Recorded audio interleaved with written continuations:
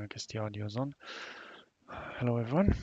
This is Einzel going once again with this time a video regarding everything I've learned so far in regards to this particular game called Tower of Fantasy. It's a cross-platform MMO that can be played on the PC, Android, and iOS.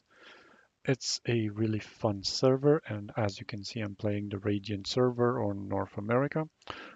And in terms of settings, which is pretty much what I would very much like to get into right now, there are some things that um, you want to have turned off uh, within the settings that will make your life easier. One of the first ones is the hit frame.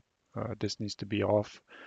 This makes the camera act weird whenever you critically hit an opponent or break their shields or anything, and there's going to be a lot of crits, a lot of ultimate skills being used, so you would really definitely want this off. Discharge skill is fun, watching the ultimates while you are equipping the simulacras for the first 10 times, but then it just gets ridiculous and you waste a lot of time with your runs if you keep this on, so always keep it off. Standby hidden weapon. I really don't like this having it on because it hides the weapon that you are currently using and makes it disappear like magic. And yeah, I'm not into that. Hide CS. This is an option that you might want to turn on if your gear score is very low and you don't want people to kick you out of parties and such. Just use this and have it hidden. Non-wanderer info, this will show you some additional information in regards to some of the NPCs. If you're wondering about their factions and everything, that's your information. Wanderer info, this is the title and the name for the actual players. FPS, self-explanatory. And then for the main page chat display, you can just disable this and you won't really care about the actual chat unless you actually go into the chat, so it's not going to show up on your corner. If you're using a very low resolution like I am, I might want to turn that off. I keep it on just in case I see something interesting in the actual chat. Now, in terms of display settings, anti-aliasing, I just use 2 because if you go with none, it's going to look like crap. Full screen display, so I can use multi-screen. If you are using, how should I say, not a multi-screen, then that's your option. Shading makes everything looks way better, so just use it. FPS, just go with the max that your device can handle. I'm going with original on everything, with the exception of view distance, which is set on extreme because you need to see as far as you can, and extreme, as far as I know, is better than the original. Then again, if somebody thinks that is not the case, I might actually change it. Also, there are some style presets. I use the retro because I really like the coloring. You can go with brilliant if you like real crisp, strong, and forceful colors that look really unnatural. Then just go with the brilliant. If you like really weird colors, go with apocalypse. If you just want to see the game as the developers intended, just go with the default. I really like the retro though. In terms of camera, this is where you control your sensitivity, and since you will be aiming quite a bit with the bow, if you are planning on using a bow, I suggest you go with your sensitivity as low as you can. I went with 0.3 and it seems to be just the right amount. Uh, this one's for aiming. Then you have camera sensitivity for when you're actually moving the camera. Again, it's a matter of preference, so you might want to uh, experience with it, see what you like. In terms of others, you can block requests from different things. You can auto accept team up from friends, which I think I will actually, no, I'm not going to put that on. No, no, no. Show non-teammate wanderer HP bar, so you know everybody's HP when they're next to you. Real useful in multiplayer, because even if you're not in a team with players, you might want to check out their HP because they do world bosses. Seeing their HP really helps. Show non-teammate wanderer info. This is for information regarding players that are not in your party right now. Either on or off, you can do whatever you want. Self, you can activate your name, crew, or title so you can have it visible. I just keep it on the other characters because it's way more valuable. Simulacra voice, this is where Your simulacra says things when you do things and when you walk the map, and if you just sit in one place, they're gonna say something specific to each character, asking you to move. It's cool. It's a cool feature. Special effects. This is how opaque your skill is, meaning if you hit it 100, you're always going to see your skill. Then you got friendly wanderer's skill. If you want to see where your healer's aura is, you might want to turn this up to close to 100. I just go with 70, 65, something like that. Enemy wanderers, I've not really played PvP, so I'm just going to tone this down to 40. Um, Other than PvP, I don't really know where this is useful, but okay. Scroll text settings. For this one, you will want to go with list. It shows the damage that you do in a way that you can actually read it. By default, they just go on top on each other, and none just doesn't really show you any damage. So just go with list, trust me. Controller. Um, this you don't really want to mess, because if you go to someone else's PC or someone else comes to your PC, their controls will be messed up and they won't be able to play the game properly. Nor will you if you go to someone else's PC. Say you're in Visit or an internet cafe, uh, it's going to take a while for you to actually make these back. So I don't really recommend you going and messing with these. Compliance and language, these are not important. You can just change the language of the game, both spoken and written. Compliance has to deal with your account verification, linking, and such stuff like that. I'm not going to click on that. It's just a few links that are showing up. Now we're going to go into the game. I figured I should show the video settings, because before you actually log into the server, you do not show your account ID at the top when you enter the settings menu, which in the future, if you are already in the game logged in, you will. So I decided to do that while I was out of this particular out of the server, so my account ID is not showing up in the actual video. Okay, so first things first. The game has four elements, or say three elements and a non-element. These are Volt, which if you're coming from Genshin, it will be similar to Electro, but there are no reactions in this game, so you don't really care about which element hits which until you have resistances, but I'll get into that. So there's Volt or Electro, there's Fire, or if you're coming from Genshin, called Pyro. There's Ice, which I think it's actually called Ice in Genshin as well. Give me a moment. Weapons. Uh, Ice. Yes, it's called Ice. It's Ice, right? Ice damage. Where is it? Frost. So this one's actually Frost, and if I'm not mistaken, in Genshin it's called Ice. Whatever. Anyway, so how do you play the game? First of all, there are three character archetypes in the game. So if you go to your simulacras, which is going to be this, and you select your weapons. Yeah, you go to your weapons, and let's go to warehouse.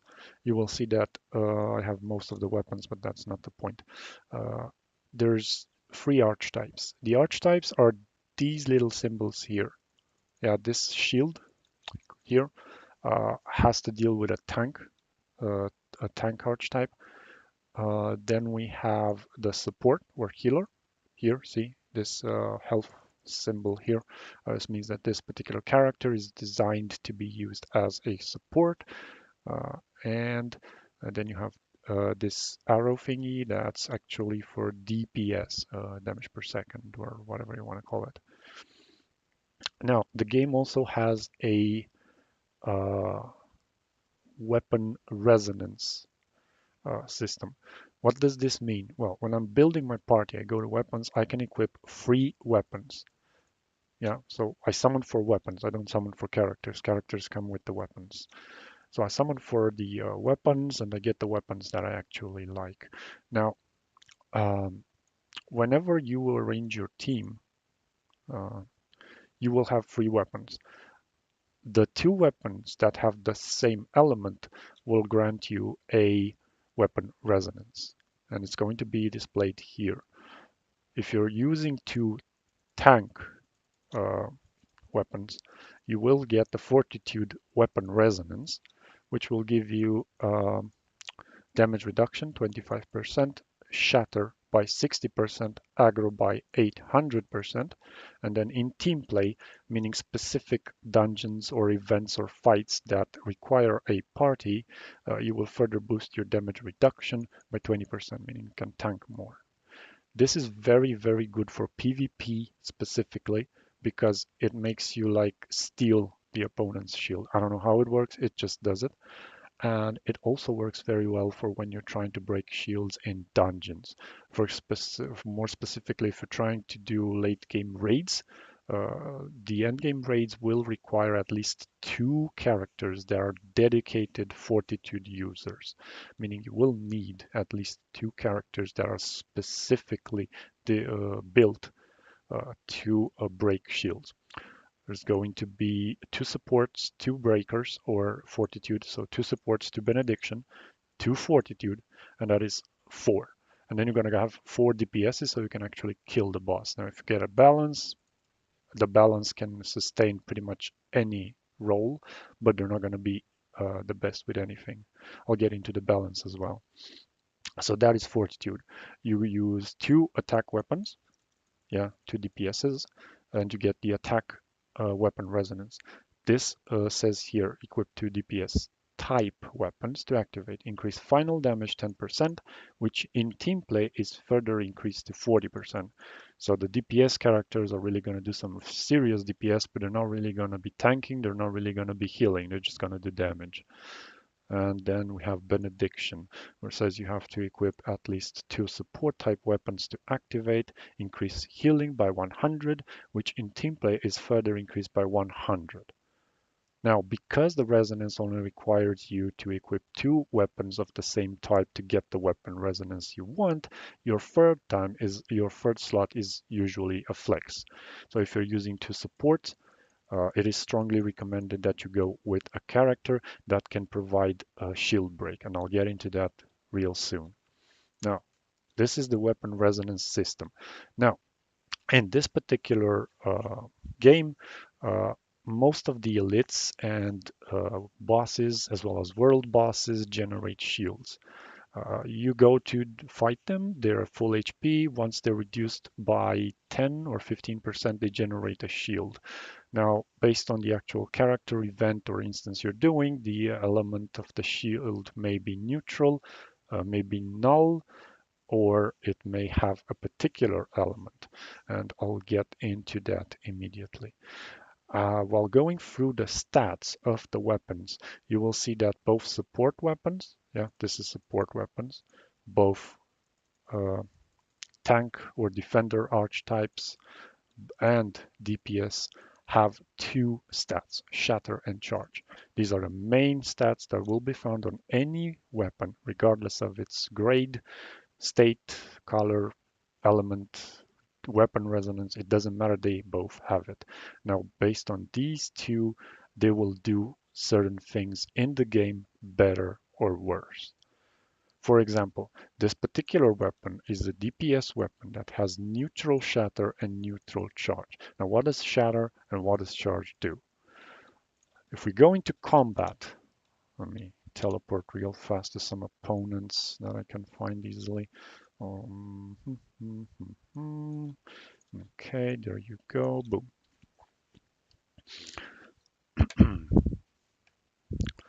Okay, so if you go into the actual combat in this particular game and you try to fight something, um,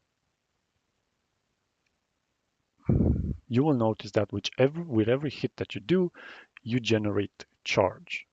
Now, what does charge do? Charge allows you to use an ultimate. I call it an ultimate, but it's called a discharge skill. And you get two of them at each time. So let me uh, demonstrate how the combat works in this particular game. I need to find something to hit. Give me some opponents, please. Oh crap, probably should have gone here because there's a lot of opponents here as far as I can tell. Uh, yeah, let's go here. This is one of the later maps, but it doesn't really matter. The point is to demonstrate combat without dying, because I don't really want to do it against the boss. The world bosses are really a pain to deal with in this game.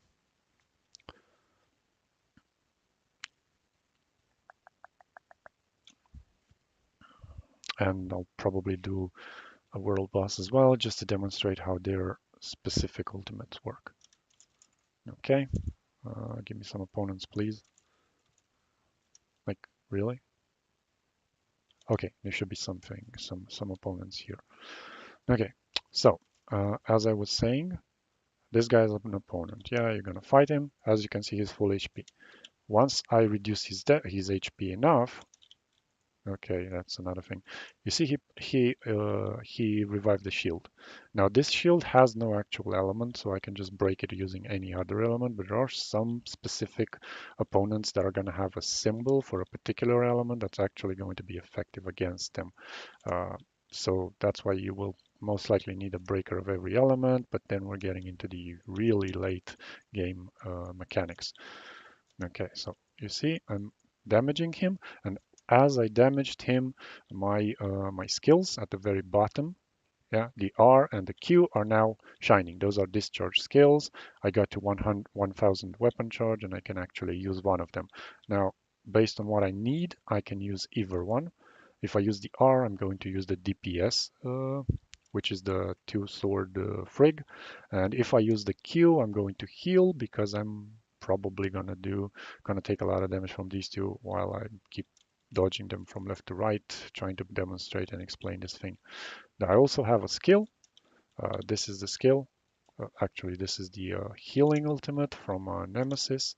Yeah, puts a rod down, deals some damage, and heals. As you can see, the guy has his shield still. And to be noticed, while opponents have their shields up, they take 50% of every type of damage that you do, with the exception of the element that they are resistant to. Now, this guy doesn't really have a resistance, so I can just kill him real easy with any character that I want. That's not the point. Okay, see, this one has a higher charge. It broke the shield, and now I can see reached 1,000 weapon, and I will uh, be able to use another discharge skill.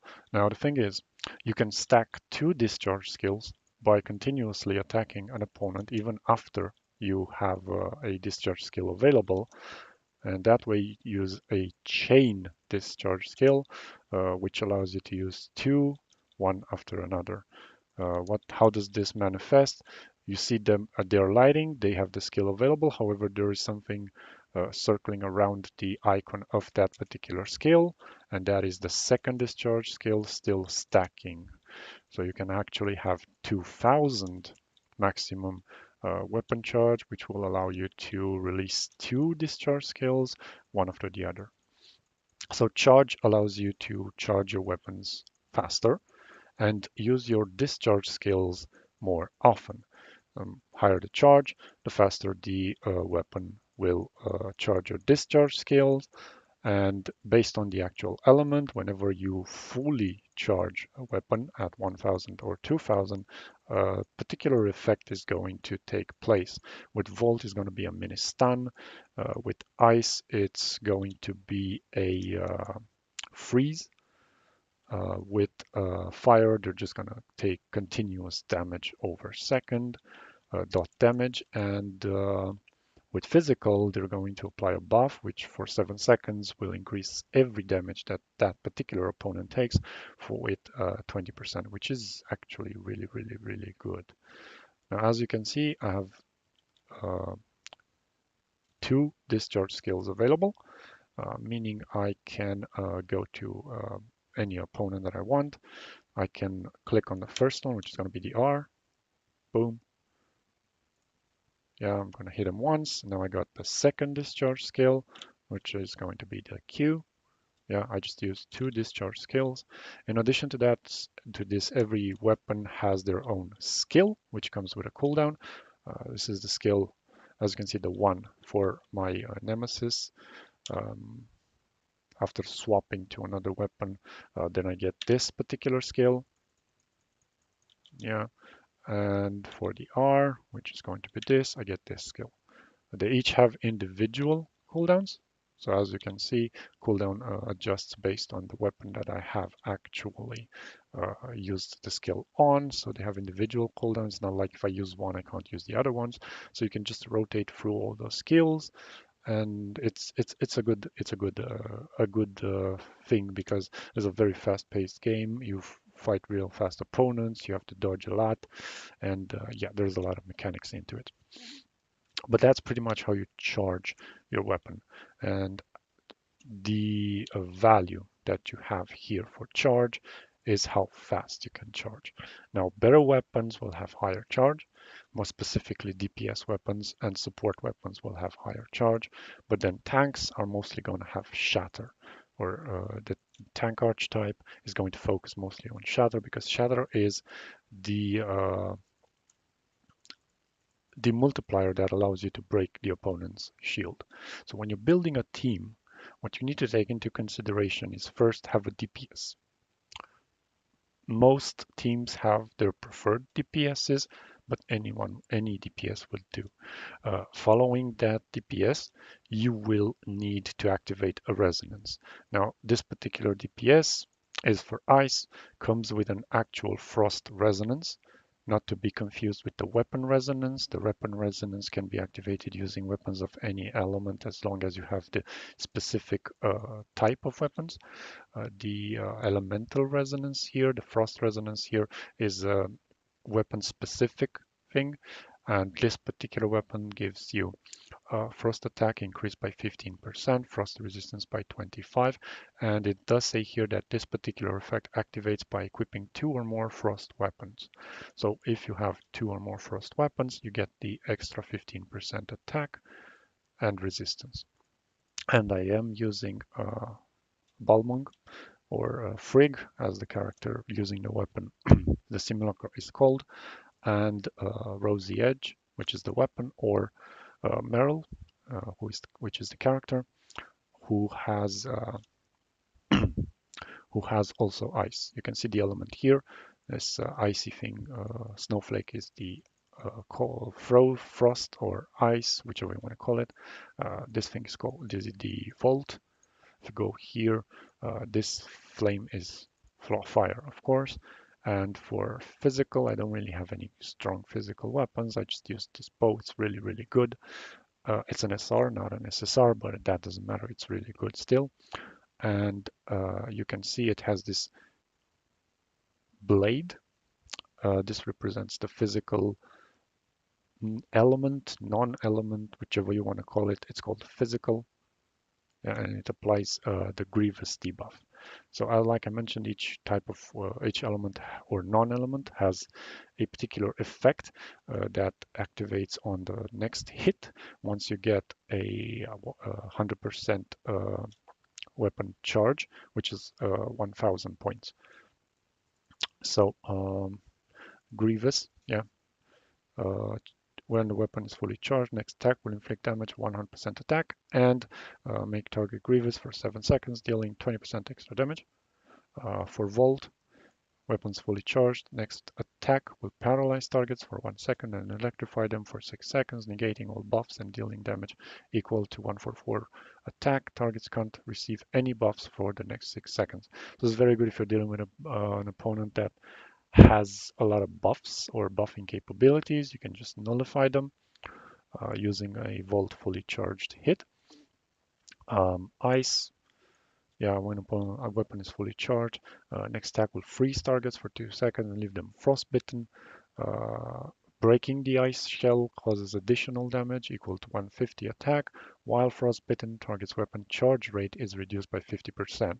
So if you've got opponents that have high charge or just use really fast ultimates, you can use frost and keep them from doing that as long as you hit them with a fully charged weapon, so you don't just do this every hit, you need to have it at full power.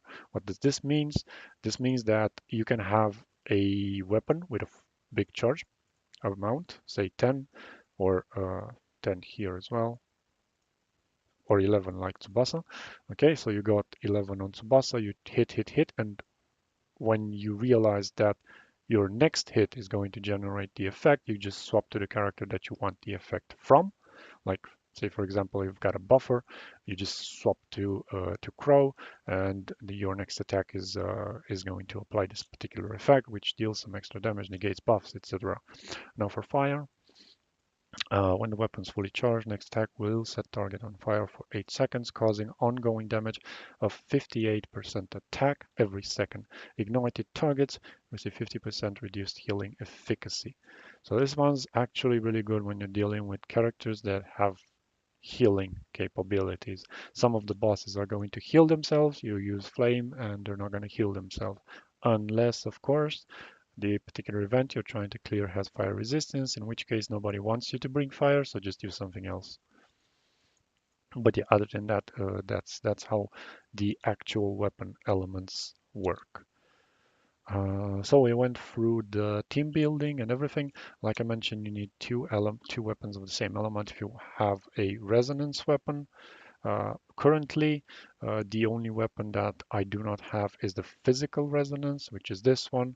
Yeah, it's called physical resonance, increases physical attack 15%, etc., just like the ice one. Uh, there is no fire resonance in the game right now, but there is an Electro as well, and I did manage to get her as well. These are pretty rare, they're limited characters. I don't expect everyone to have them, but they are something to consider because this is genuinely going to increase your damage in the late game. Now, these are not the only characters that will have these particular elemental resonances based on what China has. However, they did make some changes to them, and people call them balancing. I agree. The game is way more balanced in China. However, we do not know if the other characters that have the Volt resonance on China will also be coming with the resonances on this particular server, the international or Europe, or I'm playing on North America, but still. So, um, team building, once again. Like I mentioned, 3 weapons in total, 1 DPS, 1 Shatterer, and the third one is a flex. Now, there are some variations to the teams that you can carry. If you're playing with friends or with crew, and crew being guilds in the game, that's how they're called, and you're filling up a party to do an event, if it's a 4-man party and you want to be a DPS, then you might want to swap your support for another DPS. Yeah, and that way get the attack resonance. Then you are the DPS, and some other guys can bring a tank and a support, which is recommended. A tank, a support, and 2 DPSs for the 4 party. And for the 8 party, 2 tanks, 2 healers, and 4 DPSs. Now, if you want to be a breaker or a tank, you can just swap one of these two and use a second tank resonance hero. Yeah, fortitude. There you go. Now we are a tank. This is pretty much the combo that I use when I have to play a tank, mostly because I got Frigg's Awakening available, and I'll get into that later. And the Awakening allows me to deal more frost damage and be immune to CCs, which is very useful. As a tank, being immune to CCs is very, very useful. Um, so yeah, that's how the team building works. Now, in terms of power, your main source of power is going to be upgrading your weapons. Yeah, you need to level them up from. Let's go to another one. So this is my level 20 pummeler. It's an SR weapon that is actually really, really good for the ice element, and it's a breaker. or tank, if you want to call it. So if you want to play ice full breaker build, you can use her with Rosy Edge, and your last slot, obviously, the resonance for the extra frost thingies, damage, immunity, everything. Okay, uh, let's go back to this. So if you want to upgrade your weapon, there are two ways of upgrading your weapons. First, you have the actual upgrade, where you level up the weapon. Once you reach max level for that particular tier, you use items to limit break the max level that you can do, and this is capped on how high the level of your character is. Mhm, mhm. That's one thing. And then we have advancement. Advancement are the stars or the dupes, if you want to call them like that. Every time you get a identical copy of this particular weapon, you get a chip of some sort, and you can use that chip to awaken your weapon. Each weapon has their own special chip. Let me go to one that I haven't maxed out here. Yeah, it's fusion core. That's how they're called. God damn it, I forgot about that. Okay, so you get the fusion core for each weapon individually as you get dupes for them. As you can see, my SRs are all maxed out, so it's quite easy to max the SRs, and I'm telling you, some of them are actually worth it.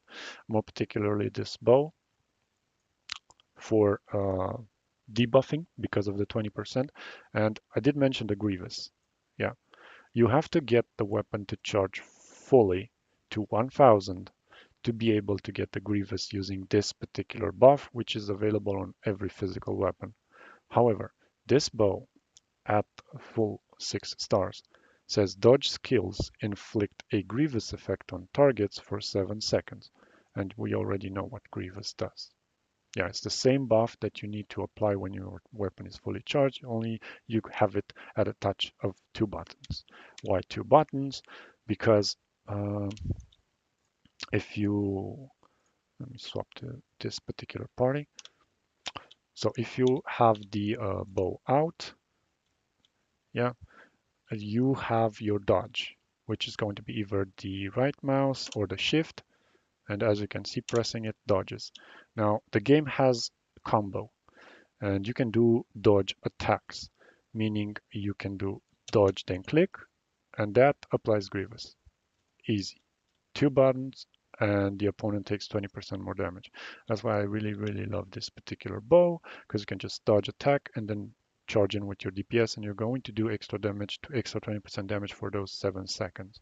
And since I already have 2 other weapons, not in this particular moment, but since I already have 2 other weapons that grant me the ice resonance, because I would normally use her instead, this debuff is actually really, really good. Now, this does give me the DPS resonance, which means I'm relying on other people for heals because I'm no longer gonna be healing myself. But yeah, it's a really good team. The other option would be instead of this to use Tsubasa.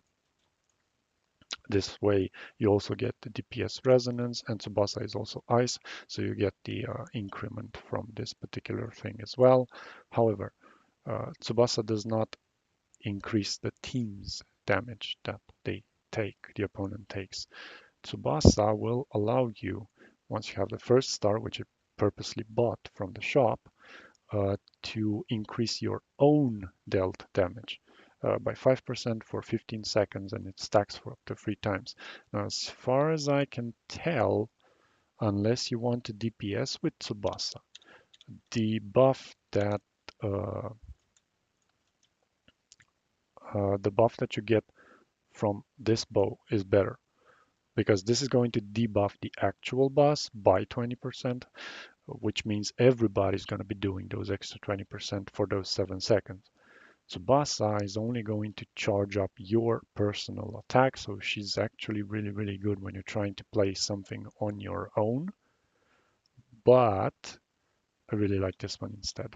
I mean, I think I made an error buying that Tsubasa dupe simply because everybody on the internet said you have to have it. But this actually is better, as far as I can tell. But that's just my own opinion. Everybody is entitled to their own. So if you want to play Tsubasa, just go ahead and play Tsubasa. I'm going to play this one because I really, really like it. And it's already maxed out. Went to, I think this is like the third weapon I managed to get to. A limit break to 120, if I'm not mistaken. Yeah, I can upgrade. So it is limit broken to 120. So that's how team building works. If you want to build a decent party.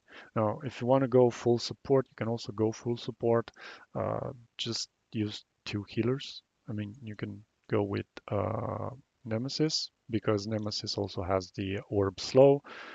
You can go with Coco. Coco is this one. Yeah, if you have her, just use her. She's good. And for the third one, you have two options. Since you are already a support, you know your damage ain't gonna be too much. You're not gonna be doing damage, as far as I can tell. You could, because now if you are using the Frigg passive, the Awakening, it does give you immunity when you use her skill, so you could swap her out and use the Frigg. This will allow you to do some damage and increase the damage that you do with this, which in turn increases the Frost attack, which will increase the heals that this gives because heals in this game scale on attack. So that's actually pretty good. You're going to have two dodges that heal because her dodges heal the team. Her dodges at first star have this little orb that goes around and heals people around you. It's pretty much the same thing. So you could just swap to one weapon, do a dodge heal, swap to second weapon, do a dodge heal, and do a slow, and just swap between them and just use her to do some damage, I guess, and gain the immunity whenever you see a hard CC coming from the boss. That's a good option. Or if your team is lacking in Shatter, you can just swap her out and use a Breaker, which will enable your team to break the shields faster, meaning no ults from the boss, no hard CC, and lower damage taken. So it's up to the rest of the team, I guess. So yeah, you need to choose your roles properly. Now, I've been playing for a very long time, so I managed to pull pretty much every SSR in the game, with the exception of the latest one that is currently on the banner. It's a limited character, and I don't really care about her because she's not free-to-play friendly, and I do not pay to play this game.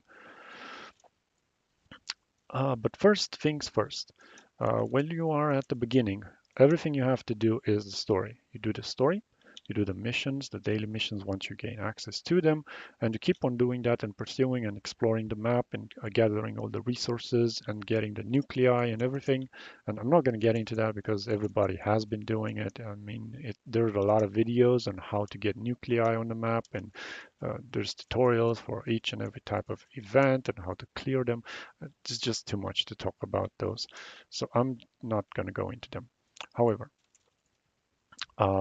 some things that I would very much like to point out are uh, the SSR box.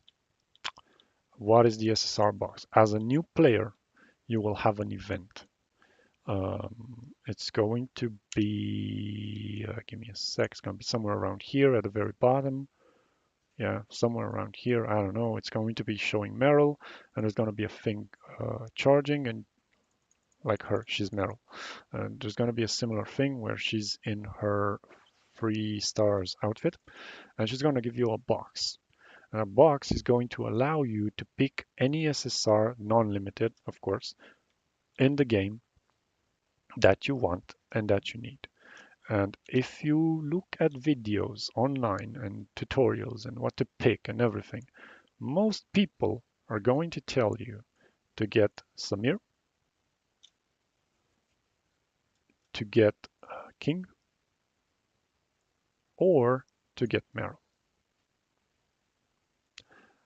What I'm going to tell you is probably going to piss off some, but you don't have to pick any of the characters that I mentioned previously just because everybody says they're good. What you are going to do is as you gather resources, you're going to summon, and you cannot control what you get. And like I mentioned, based on the team building guides that I just guides on the team building advices that I've given earlier, you will know what you are lacking so that when you reach the top target and you are able to pick that SSR, you will know what you're missing. More specifically, uh, when I played the game initially, before I actually was able to get a full SSR team, my team was this. It was her for DPS. Here I had her, yeah, and in my last slot I was using, where is it? The fireball. Why the fireball? Because there's a lot of fucking puzzles that you need to do that involve fire, and you just need fire. And this was the team that I was running. Yeah. Later down the road, I managed to pull king, and when I pulled king, I replaced the bow with king. This allowed me to do the puzzles without having to worry about the damage because king was pretty cool and I really, really liked his design, but I was still lacking in the other side. While I kept on playing and playing and playing, I managed to pull Crow. So I swapped her out for Crow. Yeah, so following this particular line, I got a DPS that has high shatter. I got a second DPS that could deal decent damage. What was I lacking? I was lacking a support that could provide sustain, and I was lacking a genuine tank or breaker. Yeah, so I swapped here. I swapped this one out, and I used Pepper. This way I had sustain, I had DPS, and I had shatter. This was okay. It wasn't the best team, but I could carry on through the game. Now, once I did manage to get my SSR box, I had no idea what to pick from it because I had a lot of characters. What I did not, what I pulled, what I pulled while I was playing like this was Huma. And once I got Huma, I swapped King out for Huma. Why? Because Huma is a dedicated tank. She gives higher shatter. You're gonna laugh because she has 10, a king has 12, but she breaks her shields way faster because of her dodge attack. It has multiple hits, and the hits count each, breaking the shield, which lends to her breaking the shield faster and charging up your skills way faster. And in the very end, I was fortunate enough to get the Nemesis. And now we are back to a core team. We have a DPS, we have a support with a resonance for the DPS, and we have a dedicated breaker. Now, this brings me into the last weapon resonance that you can get, and that is balance. So if you are not set on a particular role and you just want to be jack of all trades, you can equip one tank, one DPS, one support. This is going to increase your final damage and damage reduction by 5%, your shatter and healing effect by 20%, and then in team play, like I mentioned, specific dungeons, raids, and stuff like that, it's going to increase your final damage and damage reduction by 20%. It's neutral. It's not going to make you break the shields too fast. It's not going to make you do too much damage, and it's not going to help you survive that much. But it is going to do everything. So if you're not sure which route to take, just go with balance. That's how I played for a very long time. Now, as I continued to play and play and play, I managed to pull pretty much every weapon that is in the game. And now I can just build whichever team I want. If my raid party needs a tank, I can be a tank. My raid party needs a healer, not not there yet because my cocoa is really low, but I'm working on it. I'm working on it. And that's how you build your parties and things again. Now, like I mentioned, you got to pick from the SSR what you don't have. In my particular case, by the time I managed to unlock the box, I already had one of each. So I didn't really know what to pick. But say, for example, I didn't have Nemesis, I needed a support that heals, then I probably would have gone Coco. Yeah, just because she's the best at healing. You could also go with Zero, but Zero is not a dedicated healer. He's like a shielder. And if you use him, you're still relying on other people for heals. So investing into him, unless you really want to do AFK farming, that's not a good option, at least for me, in my opinion, from what I've seen from him. He's a fun character to play, but no, please no, don't do it. Okay. Um, Now, say I had Nemesis, yeah, I had this guy, and I needed a breaker. This meant that I could go to my SSR box, which allows me to pick any non-limited SSR, and either go with a breaker, like Meryl, even King. Say I didn't have King and I wanted King. He's a good shatterer or breaker, but yeah, he doesn't have the resonance, which would also lead me to having a DPS resonance, leading to more DPS and shatter. So yeah, go with King if you want King and you feel like he's needed. You could also go with Shiro. Shiro is actually really good as well, and she has the 20% extra damage buff. So as a shatterer, she's really good as well. Um, Huma, yeah, the one I already have in the slot, and I can't select because I already have her here. She's also one of the better ones because she's got a iframe on her first skill, which allows you to negate the CC from bosses, and they just use their ult, push everyone away. You use your first skill at the same time, and you just stand right next to them, which is really good because when you're a tank, you need to stay right up there close to your opponent so you can lure him and his attacks while your other and you aggro him while others just do their thing. So yeah, Human is actually really good as far as I can tell. But that's pretty much how it works. Now, in terms of teams, as you can see, you have three teams that you can set. Yeah, and you can just use use the teams to set different elements, different parties, different combos, whichever you feel you want. There's three major resonances, weapon resonances in the game. You can set a team for tank, one for DPS, one for support, if that's how you want to play it.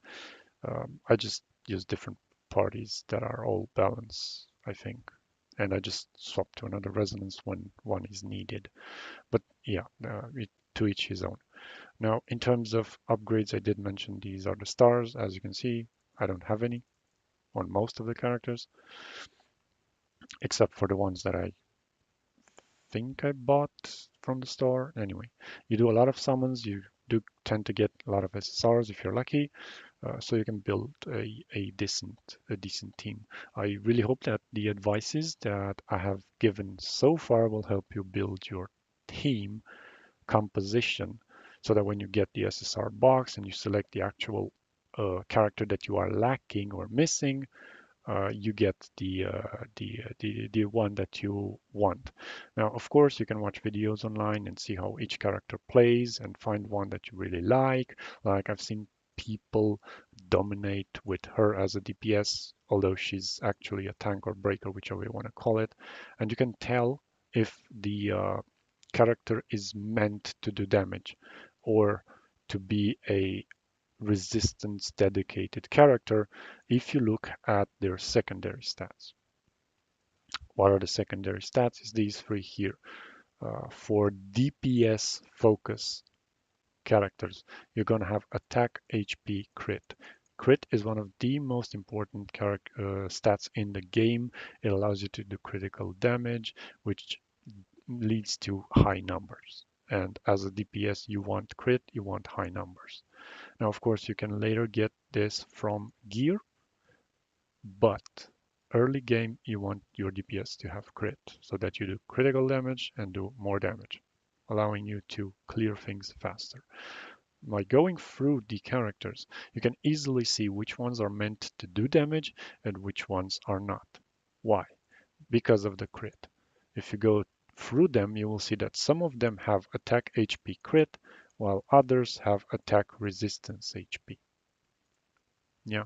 The defense focused weapons that are not really meant to be kept in the open as a DPS, but they're more like rotating weapons, like the type that you just use the ultimate on, use the skill, do a couple hits, and then just swap back into your DPS because you've already broken their damage, broken the opponent's shield. Those will most likely have resistance. And if you go, there is a trend. DPS focus have crit, DPS focus has crit. Now I know Nemesis is actually a support, but as you can see, she has crit, so she can be a really, really good DPS, assuming you have two other DPS weapons that will give you the DPS resonance. She's going to do some crazy numbers. I'm telling you, don't sleep on her. She's very, really good. She heals, she does damage, she slows. She has homing missiles that just chase the target all the way through. It's a really good unit. Uh, let's move on. Again crit, resistance, resistance, resistance, crit, resistance, resistance, resistance, resistance, crit, crit, resistance, resistance, crit, resistance, crit. Now, as you can see, the weapons themselves are divided between these two secondary stats branches. So if you want to be a DPS focus, go full crit build. You can do it, but it's probably not going to work very well for you because you also need some resistance. Because as I mentioned, you can have three weapons equipped, and considering the resonances and everything, these stack, which currently the Electro team will most likely have the highest crit. Why, you're going to ask? Because the Electro support has crit. With Ice, the ice support is going to be this, and it's got resistance. With fire, we don't really have a fire support right now in the game, but most likely when it's going to come out, it's going to have resistance as well. Um, Physical doesn't have a support out right now either. Lyra is going to come soon. I think she has resistance. I don't really know. I haven't really checked. But so far, the highest DPS is going to be Vault. Why? Because you can have triple crit characters. Yeah, you can have her crit, you can have him crit, and her full crit. There you go. And it's easily accessible. I mean, the weapons themselves are not that rare to get, that hard to get. I mean, you can get one from the box and stuff. But yeah, Nemesis is no longer available. That's a different story. But just some food for thought. Now, another way to increase your power as you level up and you have managed to do your weapons, like I mentioned, is leveling up, level limit breaking, or however you want to call it. You reach max level, you can increase the max that they can go, and they require these. Now, where do you get these materials? These are mostly found on the map. Yeah, Heart of Lightning. Um, this is where it is. There's this thing here. You just hit this with electro, it breaks, and it's going to give you some electro crystals, yeah, Mac or stuff like that, and you can use those to upgrade your weapons. They're for different elements. You will see that one was electro, and then there's going to be some that are ice, and you need to hit them with ice, and then there's going to be some that are fire, and you need to hit them with fire to enable them, and so on. I don't know if there's one for physical. Haven't seen one. Probably within the next future update. But anyway, you can get those from there, or you can get them from different events and such. You can get them from chests. You can get them from try chests, and most importantly, you can get them from the supply pods, which I could just call them chests. And I did mention them, so I'm going to mention crates as well. There's weapon crates that you can also randomly stumble upon. And those are free to open. They don't require any resources. You can just spam farm them and get a lot of resources, but they're going to be really low tier resources. So if you plan on leveling up, majorly leveling up a weapon using those, that's not really going to work unless you're very low level. Anyway, the main way to get the materials to upgrade your weapons is going to be clicking on these two swords here. You do your dailies and you get random resources to upgrade weapons, materials, and stuff. But the main way is going to be to go to select, and you have dimension trials or interstellar exploration. Now, dimension trials, as you level up, you will get several other difficulties. Mine is max 5, which I think is maximum everywhere, even in China. Uh, but yeah, you do different difficulties, you do different rarities of things, and you can get crates that you can open up and get the materials to limit break your weapons. And these are the EXP, the weapon batteries they're called, that allow you to level them up once you've limit broken them. Now, to be able to do this, you need gold, and you get gold from here. Yeah, space-time domain. You do the highest difficulty that you can, and the highest is going to give you 16,000 gold, which is not a lot, but I guess it's better than nothing. As you can see, these have costs. You see 30 of this for dimensional trials, 30 of this for interstellar exploration, again with weapon materials and such. Omnium Beacon also gives you materials to upgrade your weapons and stuff. This just summons like a laser orb thingy, pyramid, I don't know how to call it. You just put it down somewhere hidden and you then wait for some time and collect them. I've never done it, don't really care about it. I hear it gives a lot of good resources, but the map we're in doesn't really allows us to. Once we get to the 2.0 and there's a really big desert that you can hide your omniums in, that's way better. Interstellar exploration, you just click on it and you open up the map for your world, and you click on them and you will see random resources that are generated for each of them. The issue is that they have different rarities, and sometimes you need to look for something that's good enough. And I don't seem to have any that's good. I'm not gonna do it anyway. But yeah, you can just go in, fight 3 waves of monsters, and get these resources. Sometimes the resources actually crit, and you get an extra that is not listed here, but that's very rare. Then as you explore the map, As you explore the map, you open chests and stuff. From time to time, when you kill an opponent or you open up a chest, uh, something's gonna pop out of it. It's called a dream machine. Yeah, this is one here. I'm just gonna go and show it to you real fast.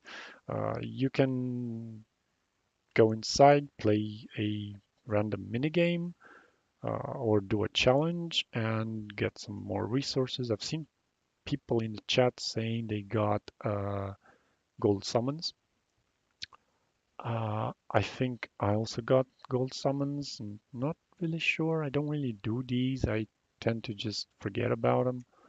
But yeah, here it is, or it should be. Yeah, here it is. See, this is the dream machine. You come here, you talk with Claire's dream machine, and she's going to ask you if you want to go in. It's like one of those brain waves in Cyberpunk. Just go in, you play it, I guess, and you just get the rewards. If you fail it, you can just hop out and do it again. It's not an issue. Whenever you have to fight an opponent, is here. So as you can see, if I manage to beat this opponent, I'm going to get a summon. Oh crap. Oh, jetpack can't be used. Thank you, game. God damn it. Why did I have to enter this? Anyway, I don't really plan on finishing it. But yeah, as you can see, I can get some resources. I can get some SR matrices and a ticket to summon a two golden matrices, I guess.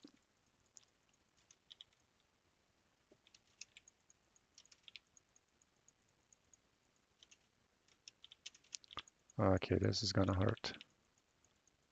Did I break it? I think I did. Yeah, I did. Okay, cool. Let's heal up. Anyway, I don't even have matrices on this particular weapon set because I just randomly swapped it in between. I'm just gonna leave because this is I'm not gonna be able to finish it. Screw it. Anyway, that's how Dream Machine works, and you just beat the whatever challenge is in because it's going to be random. Sometimes it needs you to hop around the tower, not fall down, and get there in time. Otherwise, it's going to tell you to defeat some bosses. A boss like now, sometimes it's just going to tell you to beat waves of opponents. Sometimes it's going to be target practice or just dodge some falling ice balls that freeze you in place. It's random. It's random. But yeah, it's a good source of income. You can get summons, you can get like this one here had two matrix summons, and I'll get into the matrices as well. Um, but yeah, that's pretty much how you level up and okay, let's swap to this. Thank you. And change this back into Nemesis because she's awesome. Okay, cool. So yeah, that's how you upgrade your weapons and you will become a lot stronger. What else are we going to go in? Matrices. What are matrices? Well, if you go to your weapon, now let's say I want a DPS weapon, and you have this square thing here. You click on it, and you see the currently equipped matrices. Each weapon can equip up to 4 matrices. I don't call them matrices, I just call them chips because they look like chips and you just slot them in and they give you something. Now the thing is, there's a lot of passives and stuff that happen in this game, so there's a lot of customizing. First off, every simulacra or weapon has a passive that gets enabled in time once you play as you feed some gifts into them. If you go to simulacras and you go, for example, to humas, you will see that there is a button here. It says use simulacrum trait. Yeah, it's available for each character, but but you need to have uh, the trait awakened. Like for example, I've only awakened humans, see, and I've only awakened frigs. Yeah, frigs as well. There's two levels of awakening. Yeah, you have gifts here. Yeah, go back. So we have gifts here that you give to them, and they give some points. Now every day you can do some two missions, two repeatable missions that don't cost any resources, and they give you some random random gifts that you can give to a character. Each character, as you can see, has some things they like. Frigg, for example, likes everyday items and metal items. Huma, she likes everyday items, games, and decorations. She has three likes. Now, if your character has three things that they like, there's a pretty high chance in the future a gift will show up with all three, which gives you a lot of points. If they only like two, then for Frigg, for example, there ain't one in the game that has both. So you're just gonna have to wing it. Okay, so as you give them these gifts, you gain points. And I'm going to demonstrate this by doing the free black market gift. So you go here. Yeah, once you've unlocked your map, you go to Space Rift Black Market. Yeah, transmit. By the way, how do you unlock your map? Well, as you play, you will notice that most likely if you're at the beginning, your map is not visible. It's just blue, and that's it. Well, on the map, you will see that there are these things called Omnium Towers. Now, these you visit them through the story. However, by visiting them to the story, you don't unlock the vision on your map. By visiting them to the story, you just progress with the story.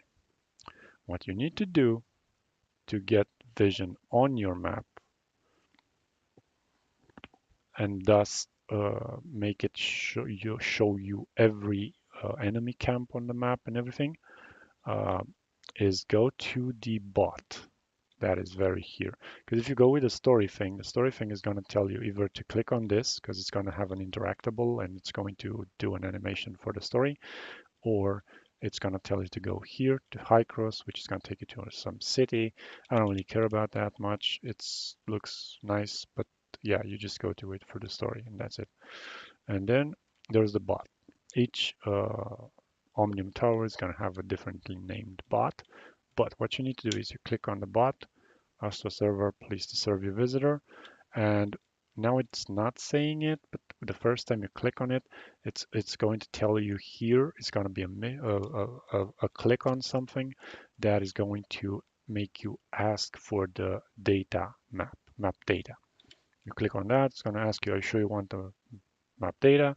You click on yes, and then you can see the map just like I do.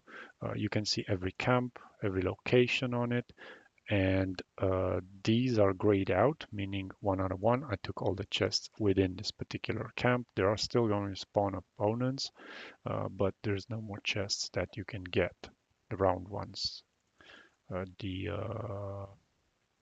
supply pods. They're all grabbed, and this will make you progress with your exploration. Yeah, it's going to give you points for each and every one of them. As you can see, I'm not maxed out. I don't really care about it. It's okay. This doesn't appeal to me. It's just a title, but okay.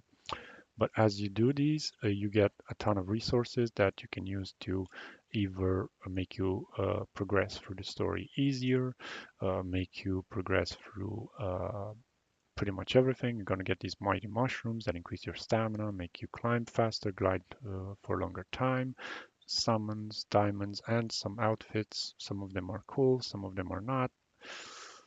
Eh, it's at least it's something, and it's for free, so you just get them for doing stuff. And as you can see, I'm only interested in the rewards up to the outfits. I don't really care about the other ones.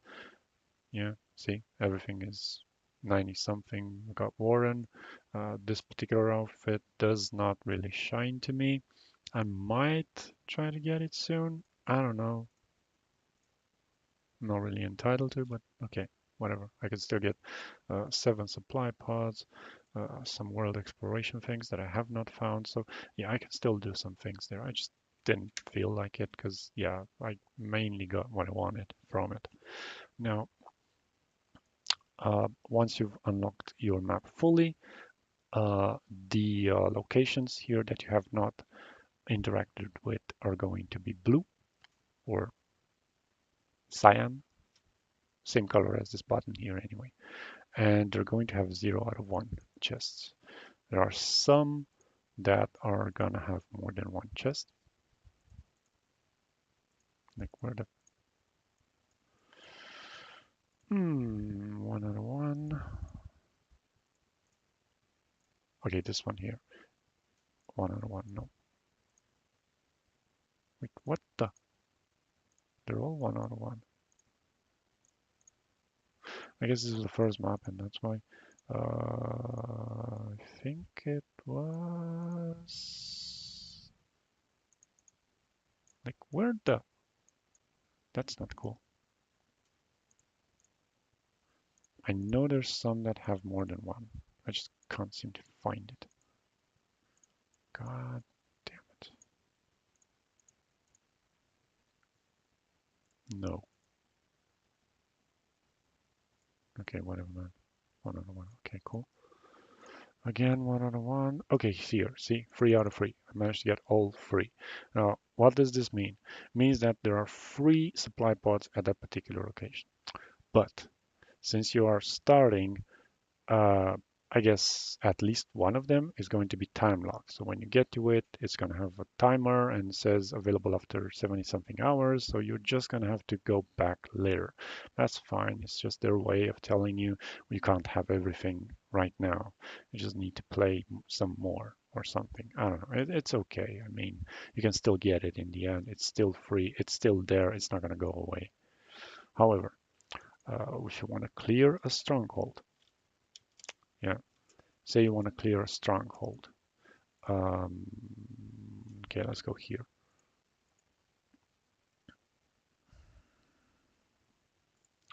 There's always going to be one opponent within the stronghold that will be labeled Treasure Guardian. That's how you clear the stronghold.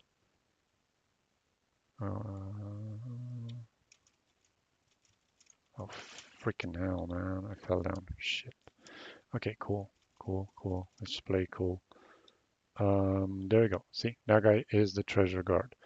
What this means is that character in this particular, every other opponent in this particular has no implications on the uh, chest.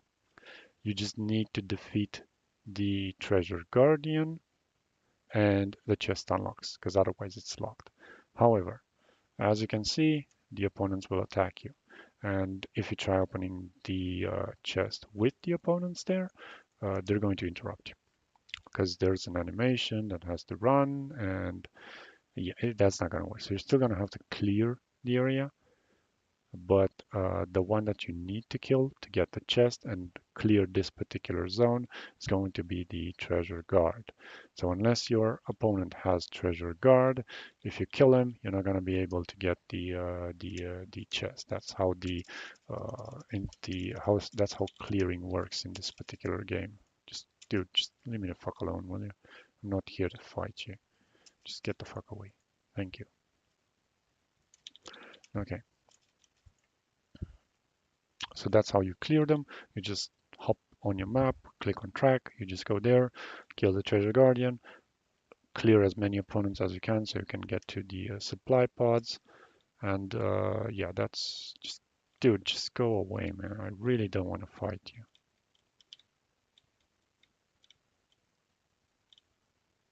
Just get the fuck away, man. I know I have to deal with these fuckers. Okay, let's just hop into that. Okay, cool. They did. So, so that's how you clear the thing. Now, in regards to what I was saying with the gifts, I was gonna do the free gift. Once you unlock the second part of the map, you go here to the black market, you transmit here, and and uh, you will have to do the main story to unlock this particular area. There is the main quest that makes you speak with this particular NPC, and then you have to do some other stuff. But afterwards, after you're done with that, you can just come here every day, collect a free gift or two if you're lucky, and just give them to whatever simulacra that you want to have awakened more. So, like I mentioned, I've awakened Huma because she was like my favorite. Then I did Frigg because I didn't have Frigg before. I just got Frigg. And after getting Frigg, I decided to do her awakening as well because she's really, really, really good with the immunity and the extra freeze. You just click on Let Me Try.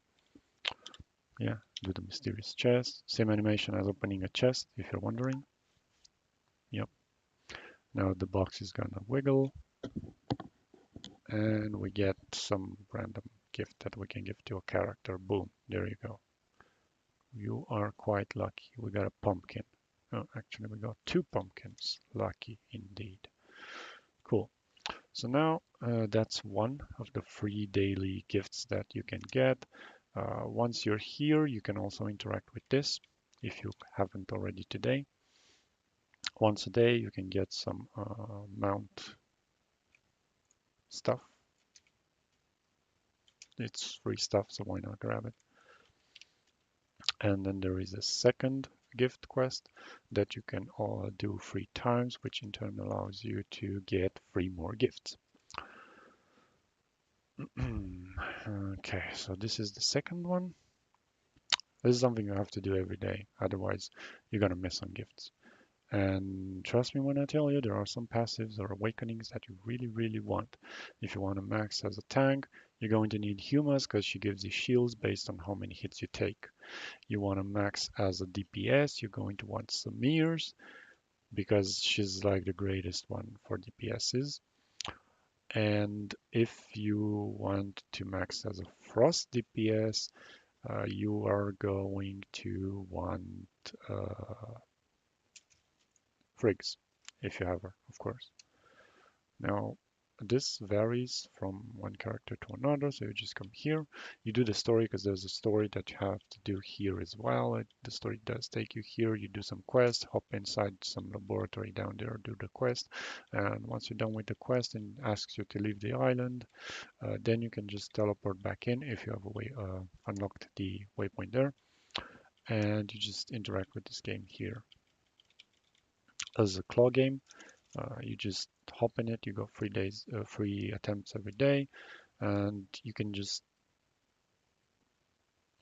use your mouse to click on these particular arrows here and move the claw. Or you can just use WASD, which is way faster with the WASD. I think is something, some kind of an issue, but you can just do it multiple times if you fail. So you just try to grab something.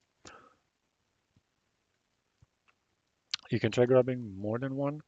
It tends to fail a lot if you try grabbing more than one, so don't be greedy. Don't don't be that. I tried it and failed 3 times in one day, so I'm not gonna try it again. Okay, so you can get like a second gift now.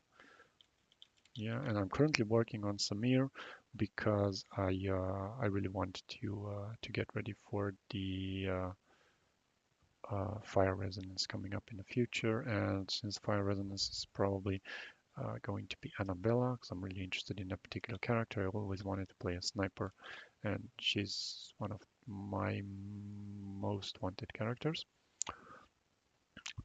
Um, okay, there you go. Boom, third gift. Yeah, you do this every day, and try not to fail like me. Come on, mate, just let me grab it. I'm just gonna go with another one. I want stubborn. I don't want to deal with that. Don't give me that. Here we go. Oh, and sometimes it can actually fall from the claw. So yeah, good luck with that. Okay, and I think I still have one more run. I don't know. Place 0. Okay, we can exit now. So now we go to the simulacrum. Yeah, here. We select the one that we want to update by going to awaken. Just make sure that you actually select the one you want to do. I've been upgrading Huma by mistake. She got to 4.2 now. Yeah, I was trying to do Frigg. I was doing Huma instead. Now I'm trying to do Samir. And here you go. This is how you do the awakening. Yeah, maxed out 700 out of 1200. So, like I mentioned, there's different levels. Yeah, at 200 you get her avatar, which means you can use a picture of her when you talk in the chat. Not a big deal. You get log. Yeah, this comes to archive. You've got logs here, and you can read stuff about her, I guess. I don't really care about it. Screw it. You have voice acting. Depending on the language that you selected, they're going to say different things and in different languages. And then at 1200, you get the first level of passive. Yeah, for Samir, for example, it says it grants 1 stack concentration every 4 seconds when Samir receives no damage. Meaning, if you're just walking around the map, you're not taking damage. It does not say that you need to be in combat, so you just gain stacks. And once you're max stack, because it stacks 4 times, you get max damage. And as long as you don't get hit, you can keep that max stack. Because it does say here, because it gives you 1 stack every 4 seconds when Samir receives no damage. So as long as you don't take damage, you gain stacks. When you're maxed, you get maximum damage and so on.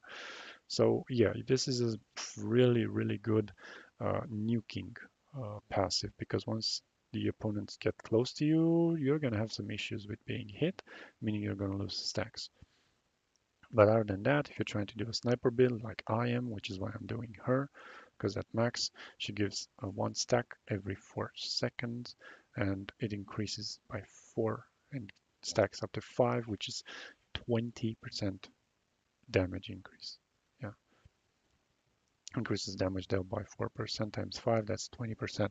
So you're always going to go into the battle with 20% extra damage. Now, if you stack this and some good matrices, you can like really pop. But yeah, that's with the awakenings. So that is actually a passive that you can activate. How does it work? Well, is my Frigg passive. Yeah, Icebound, and it does what it says. But then you can always go into the simulacra to another one that you have active and just swap it. And now, as you can see, now I have humans. And it's always on regardless of what weapons I'm using. Yeah, because the wording is a little bit awkward. If you go to Huma and you go to Awaken and you hit here, it says each time Huma receives damage. But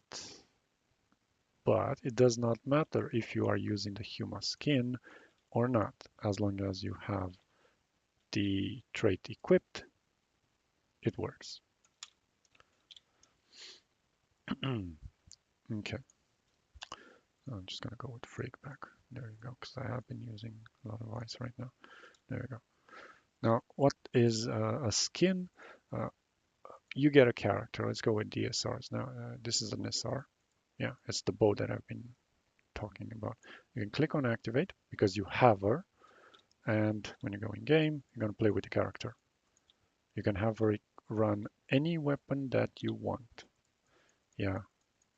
So you can use this particular skin to fight with any weapons you want. It does not matter, and it applies to every characters. Now, SRs just have one version of them, no matter how many stars. SSRs have two, and the only one that I have two skins for is Huma. Yeah, this is the base one that you get for getting the character, and once you get 3 dupes in, you can unlock the second one. Yeah, and you can just use it, I guess. Boom, there you go. See, I'm playing Huma as a DPS. That was just a joke, but okay. Still, it's a really good skin. It's really nice. Anyway, I don't really like playing as a girl, so I'm just gonna remove that and go back to my main character that you can just customize when starting the game, but I'm not gonna get into that because everybody knows it. Okay, and that is Awakening, how Awakening works in Simulacrum. We're gonna get into matrices. Now, the chips that I mentioned, they're going to have some bonuses. Like I mentioned, there's a lot of passives that can be active at the same time in this particular game, and you get to pick up to two more by selecting the matrices. And what am I saying here is,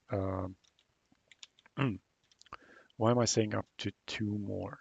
Every time you equip a set of matrices, and I'm just gonna go to warehouse, yeah, I'm just gonna equip this particular thing. This is a firebow, yeah.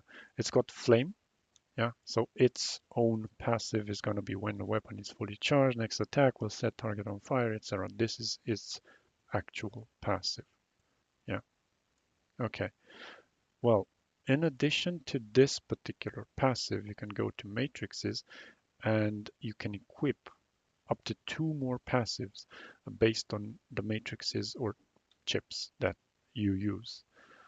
For example, this is a fire weapon. So what I'm going to do is I'm going to equip a fire set. And I'm going to go with this one. Yeah, this is the emotion chip. Yeah, this one here is called Faith. I'm going to go with this one because it's still fire. This one's leveled up and it doesn't really matter. The point is not the level. Okay, and for this one here, we are going to equip this one. Again, level doesn't matter. Now, as you can see, I've activated a three-piece set which increases damage dealt by flame weapons 6%. Why is this important? Because every one of my flame weapons is going to deal 6% more damage if I have this particular set on them. Why? Because when I swap, the sets changes as well. For example, right now, as you can see, I've got Frigg equipped. If I go to Simulacra, yeah, I go to Frigg, you see here is going to have this particular set, yeah, Swamp Shadow, 3-piece set, increased damage dealt 6%. It says 7.5 in blue because it's level 2. I've got level 1 on all of them, meaning I've got 1 star on all of them, which means level 2 is enabled. If I do manage to get two more of one of this and one of this, I can get them to 2 stars, which is maxed for SRs, which will allow activate the 9%. This is a really good SR, one of the best, I think. Now, in addition to this, yeah, it's a 3-piece set. Okay, and I have the passive here. It says increase damage dealt for each enemy nearby up to 3 stacks, just like it says there. However, if I swap the weapon, the passive changes based on the chips on the actual weapon. So just like I mentioned previously, if I go to these chips, you can see there's 4 of them. There's all of them are SSRs. However, I also have a passive on them. It says upon using a discharge skill, gain a shield, 300% attack, or 150 in my case, for 6 seconds. Yeah. So whenever I swap the weapon, the passive from the chips changes based on the weapon that you have equipped. Now I've swapped to Nemesis. Nemesis has Uproot. Gives me extra 80% weapon charge, extra 80 weapon charge when I use the discharge skill. And that's how you can do it. Now, currently I only have 1 passive for each weapon, but if you take a closer look at the actual description, you will notice that there is a way of using them. If you're using an R or an SR, like I mentioned. Where is this? Here. If you're using an R, this is an R. It cannot be duped. You cannot use dupes to upgrade their stats. You can just level them up and that's it. And as you can see, they have a free piece set that you activate by using free pieces. This is actually pretty good because you can use a fourth piece to get stats from an SSR. It's a good roundabout way of putting it. Because if this were a two-piece set like the SSRs are, and you only had Rs, you would be able to activate a four-piece set if it had one along with the two-piece from the SSR, but you would need to have uh, a two-piece SSR, which is really, really hard to get. I only have one, and it's pretty much useless for DPS. But anyway, it is strongly recommended that you just use the SSR on this particular slot, which is called Mind, because it's the only slot that has crit.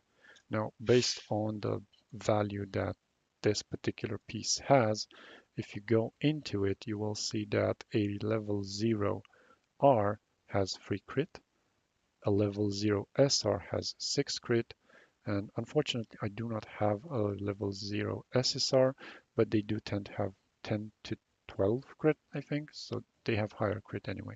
Once you level them up and upgrade them, they will have way more crit. And like I initially mentioned, crit is very important if you want to be a DPS. So yeah, if you are building a DPS, you want crit here to be SSR. And I was fortunate enough to get quite a few of them, so I'm kind of okay, I guess. Now, um, with the SSR, same story as the SRs, with the SRs, sorry, same story as the Rs. However, the SRs can be ascended or starred up 2 times, which means if you go to my Frigg, she's using the free piece Swamp Shadow, which comes from Sobek, is the world boss. And as you can see, it's got the free piece and it's got the level 2 free piece set.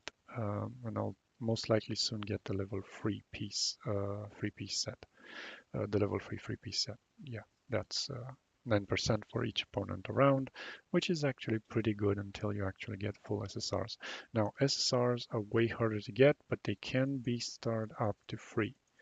They have very, very high stats, and once you actually start them up, it's a big difference. The biggest difference, however, is that they come with 2 passives. And this is why I mentioned initially that you can have up to 2 additional passives, because you can have either a 4-piece of the same character, which in turn will give you 2 passives, or you can just rotate 2 pieces of each SSR set and just get 2 passives, the 2-piece set from each of them, thus allowing for more combinations. For example, if you want to be a full-fledged DPS, you will most likely want to go with Samir. Just a moment, matrices. With Samir, or Samir. This is Samir, yeah. She increases your damage progressively by 1% upon one hit, and people strongly recommend that in combination with Samir, you go with Crow, because Crow 2-piece increases crit damage to targets with less than 60% HP. I personally disagree. I think Shiro is better, but I do not have her. Shiro enables you to deal a lot of burst in the very beginning of the battle, giving you extra 15% damage and shatter if needed. And while the opponent has 50%, over 50% HP, which is really good and gives time for Samir to do her progression charges, allowing you for late game damage. Crow is very situational. You need to get the opponent to less than 60% HP to be able to deal the extra crit damage. And in comparison with Shiro, who just gives you extra damage, he gives you extra crit damage. So unless you're critting a lot, this bonus is, to me, useless. I would probably just use this because it's an SSR and has higher stats, but I would not invest in the actual set unless I don't have anything that's better. And I just happen to get a two-piece, which then it would be dumb not to use it. But if you have something better, just use something better. So you can just move and do a lot of things and rotate them and just build your passives based on how you want to play. If you want to be a full burst, then just go full burst. If you want to be a support, you can use Coco. Coco's four-piece is really, really good when you're healing upon your team. You also increase their attack, which is really fucking good because you can just dodge. That B is going to pop up if you're one star, and it's just going to increase their damage continuously and heal a lot. So that's a really good piece for a support. Then King is going to be really, really good for a tank support because when you shatter your opponent. So this goes on a tank because you need to shatter to activate its buff. Uh, you gain a damage boost that you can benefit on any other weapons that you have. So if you're a healer, you can use this on your breaker. It's going to increase your damage, which in turn is going to increase your heal because when you're a healer, your damage is actually your heal. I don't know how that works. I just heard it works. And yeah, the four piece is not really worth it for King, to be honest. But yeah, that's how you build your two extra passives based on what you want. And if you go to the actual banner, you will see that there are regular SSRs, both weapons and characters, and then there's limited. The limited one are, yeah, it's the regular banner. And if you go to more info, you can see every weapon inside the banner that can drop. As you can see, there is no Nemesis and there is no Frigg, but you can get each and every one of the other characters. Now, currently, there's a limited banner out as well. It's Blade Law. It's Claudia. It's an SSR. She's a limited character, and getting her is not easy, though I'm not very interested in her. I've seen people be very successful with her. She seems fine. But with every limited character comes limited chips as well. And they each have their own effect. Some of them are better than others. They're very, very hard to get and sometimes very, very strong as well. Of course, it depends on the actual hero that you're using them and how you are using them. For example, we used to have Frigg on the banner. Frigg's matrices are actually really good on your support if it's ice, and just go full damage on her because they increase frost damage when you swap to a frost weapon or from a frost weapon, which is really, really good if you have a nice support for Frigg and just swap into Frigg. It's going to increase her damage on the set that she currently has already. Claudia has her own set here that can also be used to get really good DPS, I think. Her two-piece is extremely good on Crow, but I don't know if it's any good on other characters. The reason being, if you go to the actual chips, it says here that it increases damage dealt when hitting a target in mid-air. What does this mean? It means your opponent needs to be in mid-air to get the damage increment. So this is a very situational thing. Unless you have a way of guaranteeing your opponent is in the air, you're not really going to benefit from this. And with how this is actually a limited banner chip, I don't know how good it is, and probably never will because I'm not going to summon for it. But yeah, that's how things work with that. And that is how matrices work. In-depth overview, I guess. And that's how you genuinely uh, maximize your party power by upgrading the weapons and their accessories. The chips, I call them accessories, but yeah. Anyway, once you're done with this, yeah, you got your party out, you got some chips on you, you're doing good damage, you're progressing through the story, you are going to encounter a stage that they need you to do, and it's going to be on recommended, and it's going to be this. It's called Ruins. You click on this and you do Ruins. What do Ruins give you? Well, in the beginning, they're going to give you the glider. And then this one here is going to give you the strange cube. Yeah, A1. They're numbered. A1 is going to give you the missile barrage. A2 is going to give you the strange cube. A3 is going to give you the Omnium hand cannon. B1 is going to give you the jetpack. No, this is the hard one. I'm just going to do easy. Yeah, see? It's going to give you the jetpack. Yeah. B2 is going to give you a magnetic storm shard. B3 is going to give you the Quant. And then we're going to C. C1 is going to give you the hover cannon shard. C2 is going to give you the lava bomb. C3, magnetic pulse. D, which is in the ice map, I think. The D1 is going to give you the Omnium Shield, which is really, really, really good, and highly recommend you to do this one, because if you get it to 2 or 3 stars, I think, every time you go through the shield, it genuinely increases the damage that you do, and it's freaking awesome. This thing is actually awesome. People used to think it's kind of meh, but it's really, really good.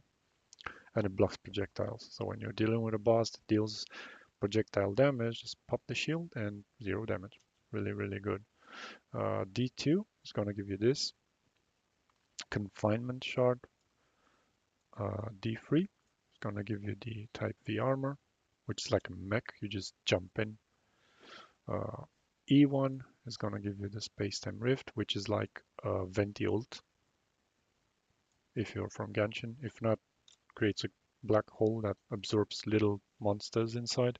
The big ones, it doesn't, but the small ones, they just get sucked in like a vacuum. Really good.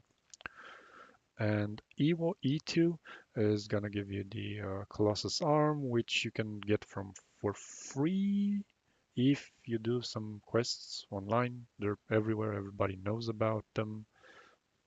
It's a good damage relic, uh, but yeah, I probably wouldn't invest too much in it. Long term is not that good, but early game it deals good damage. So once you do the relics, you get these potent omnium crystal. These will enable you to upgrade your suppressor. Yeah, first is going to be version 1.1, which is going to unlock with the story, and you just keep upgrading it until you get to higher tiers. Now, the even higher tiers are going to need you to uh, get high gear score, which in turn is going to be really, really hard to get if you're not a whale using money to buy stuff in the game. But other than that, it's it's okay. It's okay. I'm working my way out. It's not that easy, but yeah, it's okay. It's okay. 34,000. Okay, cool. Anyway, another way for you to do the suppressor, because it requires your CS, is gear. So like I mentioned, you do the where the hell is it? Here. So you do the ruins. And as you do the ruins, yeah, where is here? Recommended. Yeah. Yeah, as you do the ruins, you get gear. In the beginning, you're gonna get shit gear, to be honest. It's mostly gonna be gray, white, blue if you're lucky. But yeah, it's gear. It helps. I mean, you just put it on. How do you put it on? You go here, you go to equipment, yeah, and you equip. As you can see, I'm no longer in possession of any low tier gear, but don't get confused. This is not good gear. It's just average. But yeah, you just put on whatever you have in the beginning, as long as it's blue or purple and better than what you currently have. You just swap it. Doesn't really matter what it has, just swap it. Get that CS, even if it doesn't have the stat that you want, just equip it, get the CS, because having higher CS is going to allow you to once again gain access to upgrades for your suppressor. Now, once you have upgraded all that you want on your suppressor, you can go back to your gear and just swap back the gear that had the stat that you're interested. Say, for example, you're running Volt, you got an R that has Volt damage that you, for some reason, decided to upgrade, swap back into that, and so on until you get to a particular level. Now, as you do your story, your progression, you do your ruins, you do your map exploration, you are going to level up. And at some point, you will unlock the page where you gain access to vitality usage. In the early game, the only recommended stages that are good for using your vitality on a daily basis is interstellar exploration, yeah, which you just do it on the map. It's these things, yeah. It gives you a lot of resources, but you need to have two orange thingies here. You either do them from here or you look for them in the chat, click on recruit, and you see here, Exploración Interstellar. Yes, this one has 2 stars. It's gonna give you these, yeah, nanofiber frame. What you are looking for is the ones that have 3 stars, which is gonna be this one, yeah, Interstellar, 3 stars, and it's either the square, yeah, booster frame, or it's the nanofiber. It's one of these two. It can't be both. You have to pick in between. It takes 30 vitality. They're quite easy to clear. Even the 3 stars, you just clear 3 waves of monsters and you get the drops. And sometimes you get some bonuses that are not mentioned here. But yeah, that's where you should be using your vitality once. And the second option, if you can't find any good interstellars, you just go here and do weapon drill as high difficulty as you can. Now, of course, in the early game, the amount of materials that you're going to need, as well as their rarity, will not be available in 5. So you should do level 2 or 3 at most, but level 2. So if you have a level 60 weapon that you want to level up or 70, you're gonna need the difficulty 2 because the crates here drop the item that you need to have limit break at that particular level. If you're trying to limit break above 90, you can just go with 5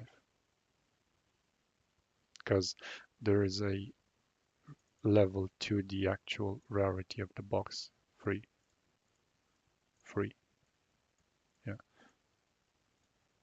2, 1, yeah, augmentation boxes. So yeah, you might want to look into that, see what type of resource you need. Although it's going to give you lower rarity batteries, if you need the low rank or materials to do a new weapon, just go with difficulty 2. It's really easy when you're high level. Doesn't really matter what team you have. You can just do it easy. And that is how you gain materials to upgrade your weapons. Now, what about your gear? How do you upgrade your gear? Well, in terms of gear, you have two types of upgrades. You can just click on it and go to Enhance. Now, as you can see, you have two tabs, Enhance and Advancement. Advancement levels up the actual item that you currently have equipped. So if you don't like the stats on this particular item, don't advance it, even if it's legendary. Unless you really want a 5-star like me. I just want a full 5-star set and then I can rotate and use whichever better stats I get. But yeah, that's how advancement work.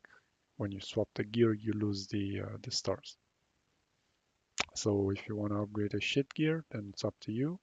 Because if you have a 5-star and you try to feed it into another to get it to 5-star, it's not gonna work that way. You're mostly gonna get it to 3.5, I think, or 4, but it's not gonna be a 5-star at all. You're just gonna have to sacrifice some others. Now, in order to advance, you will need to have gear of the exact same type. Meaning I want to advance armors, I need more armors to feed into. Depending on the rarity, it gives the XP. Legendaries give more, so if you have shit legendaries, good luck. If you have shit legendaries, you can just sacrifice them and upgrade the better one. But yeah, it's up to you. It's a general thing. I would strongly advise against starring up anything that is not legendary, except when it's purple, you want to do your boots if they have crit, and you want to do your gloves again if they have good stats. Because these are the only ones that can actually drop with a secondary crit stat. And if they're purple, these two are the only ones that you should be starring up if really needed. Otherwise, just wait until you get to level 60 and then you can just run joint ops and get legendary gear. Now, where do we get legendary gear? Well, that's a different story. And yeah, to get legendary gear, you need to go to select and you've got, actually you've got two options. The easier one is the frontier, the hardest one actually is the frontier clash. What's frontier clash? Well, in the beginning, you're going to do the normal. Yeah, you can get up to purple armor. You just fight mobs, do a boss, mobs, do a boss. Third boss, boom, you get a chest, you get chests, you open them, you can get gear. But it's going to be at most elite or uh, how should I say it? Not legendary, but epic. As one's going to be called rare, as it's going to be uncommon, I guess. But yeah, you're mostly going to get epic. However, when you reach a certain threshold, higher level, you can go with hard. And as you can see, hard enables you to get legendary. Now it doesn't really show anything but the chest piece, but as you can see in the description, you can get either one of the pieces from the fortress set, which is the legendary I currently have on me. But this is some really hard thing to fight. Like, as you play along, you will encounter world bosses. Well, this is just that. You fight the same world bosses in a team of 4 with some buffs or debuffs depending on the week for particular elements that they don't want you using. And it's so freaking hard. There's 5 bosses max, but it's so hard that I've never been able to clear more than 3 boxes. Never.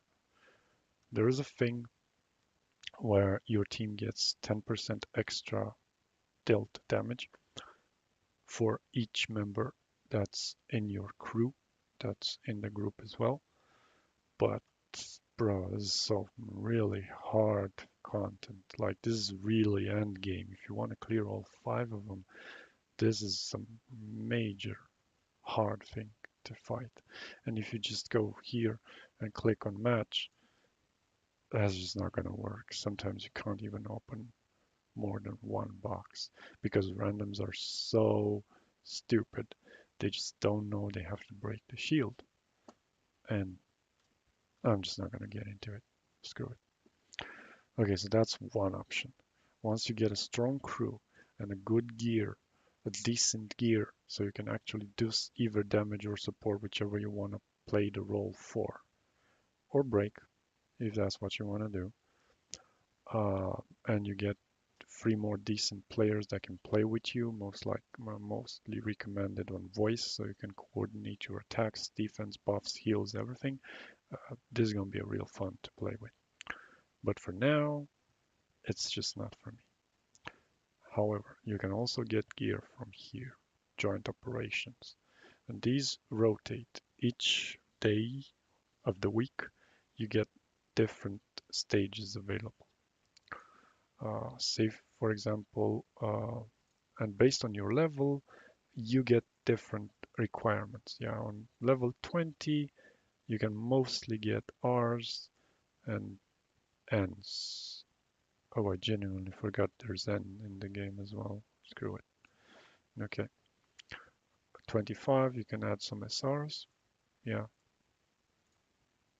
31, same SRs, but you can also get armor. Yeah, more pieces of armor. Level 2 gives you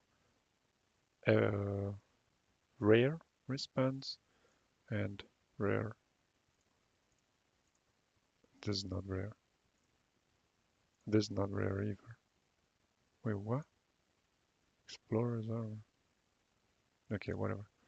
Um, so yeah, this gives you rare armbands, wristbands.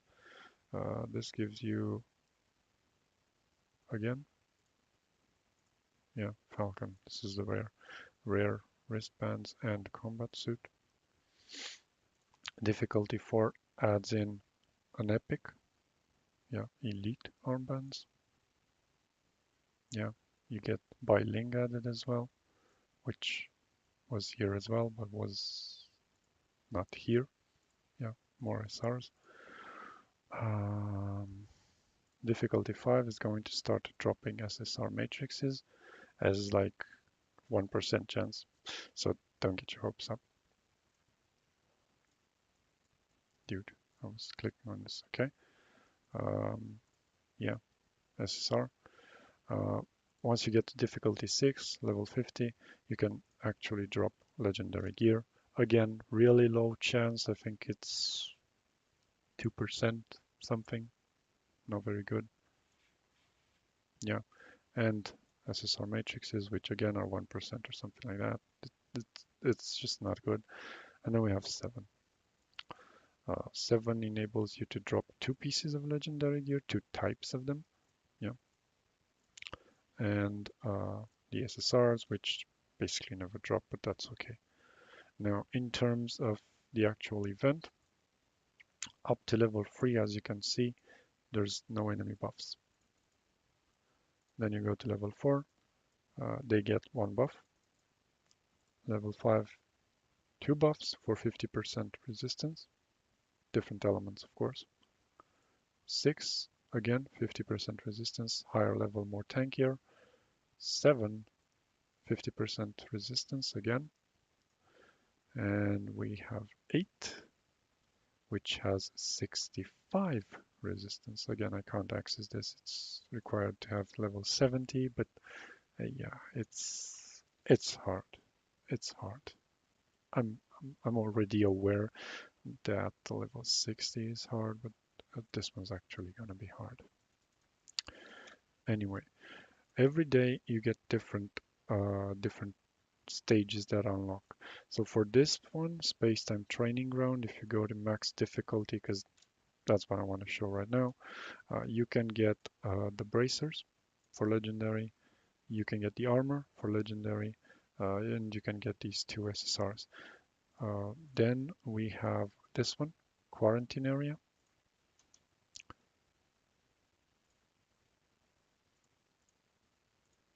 Braces and armor. Then we have quarantine area.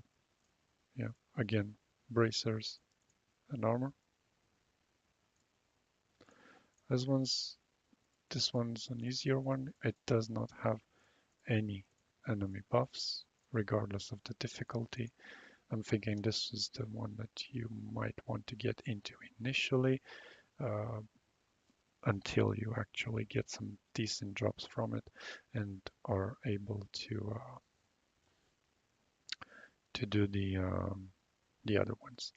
Now, as you can see, the chips that drop are different. This one drops Huma and Samir, random piece of the set. You cannot select which one you want. That would be real fun. But yeah, the game wants RNG. And then this one has Tsubasa and Shira. Okay. Uh, this one here, it can give you either hand guards or leg guards, in addition to King Matrix and Crow Matrix. I am genuinely not a big fan of any of these matrices, but you do need hand guards because they're the only ones that come with crit and can drop crit. So yeah, this one's gonna be where the whales are all farming all day long. You can also get Echo, which if you can get this to Ascension Free is gonna give you 120 weapon charge when you use the discharge. That's really good. Or you can get the Frostbot, which heals you when you swap to the weapon with a discharge skill.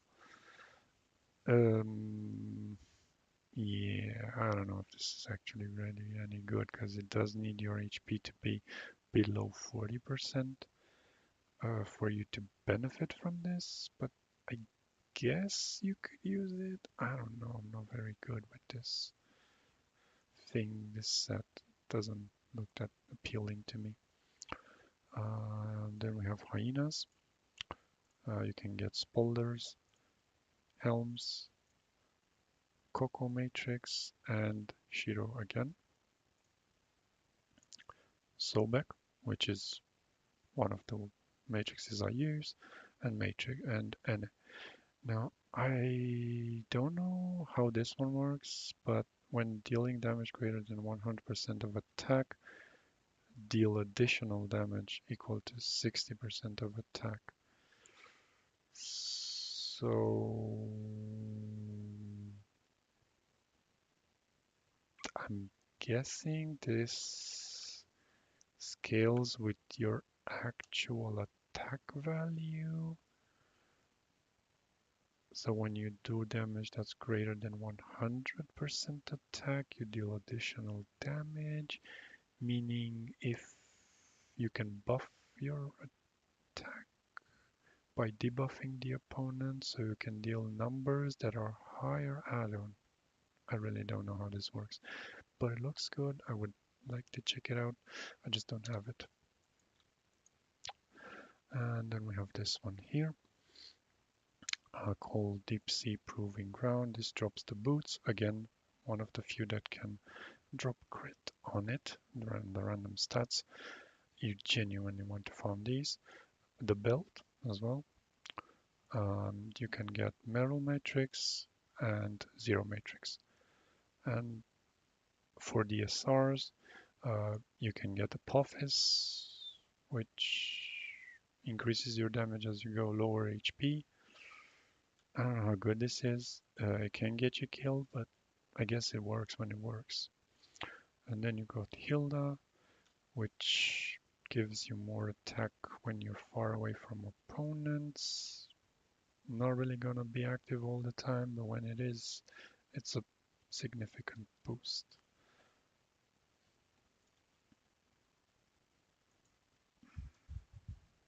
So that's how you get it. Now, how the battle works, you fight mobs, you kill them, you get a chest. Uses 30 vitality.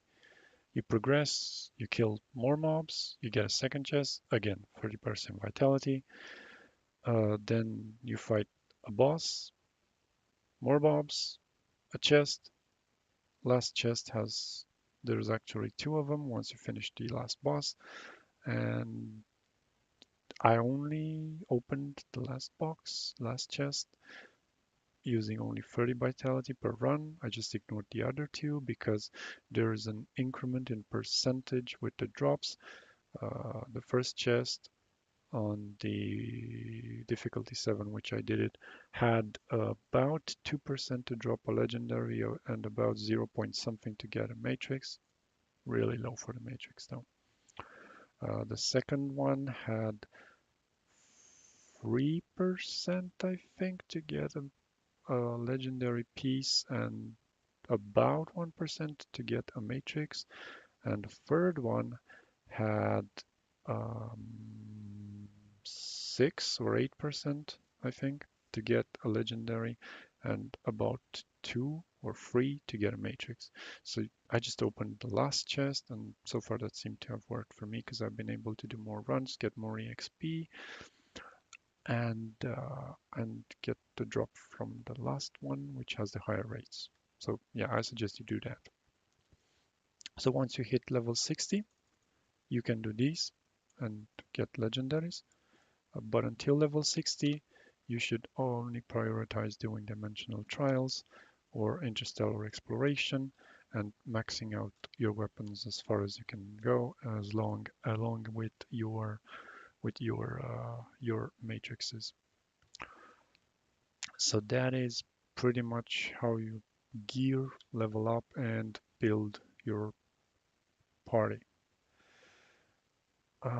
There's a lot more that I would love to get into, but this is already a pretty long stream or video or how you want to call it, and I've went into a whole bunch of things. I haven't really gotten into relics, but those are pretty self-explanatory. The relics are this here. You just unlock them by playing and doing the map progression for each area. Gives you an SSR or an SR on the early ones. Then the ruins give you the SRs and some shards to get the SSRs. You don't get the SSRs in full by clearing the ruins. You get shards for them, and by carefully picking your SSR boxes that the game gives you over time, you can complete some of the relics. Now, you can go to deploy, and you have 3 sets of 2 relics that you can swap in between. The first one I use for mobility. There's this grapple hook that is very, very good to use and allows you to grapple the wall and kind of be like Spider-Man. It just needs to hit something so that it grabs it. The other one that I'm using is the glider, and the glider allows you to glide. It's called jetpack. You can just glide with it. You can't actually fly. But it does have a launch function that launches you in the air. It's really useful from time to time. So yeah, that's really useful. Then the second set I use is the support one. I use the shield and the immunity SSR relic. So when I play a tank or support, I can just protect my teams if I'm not lagging.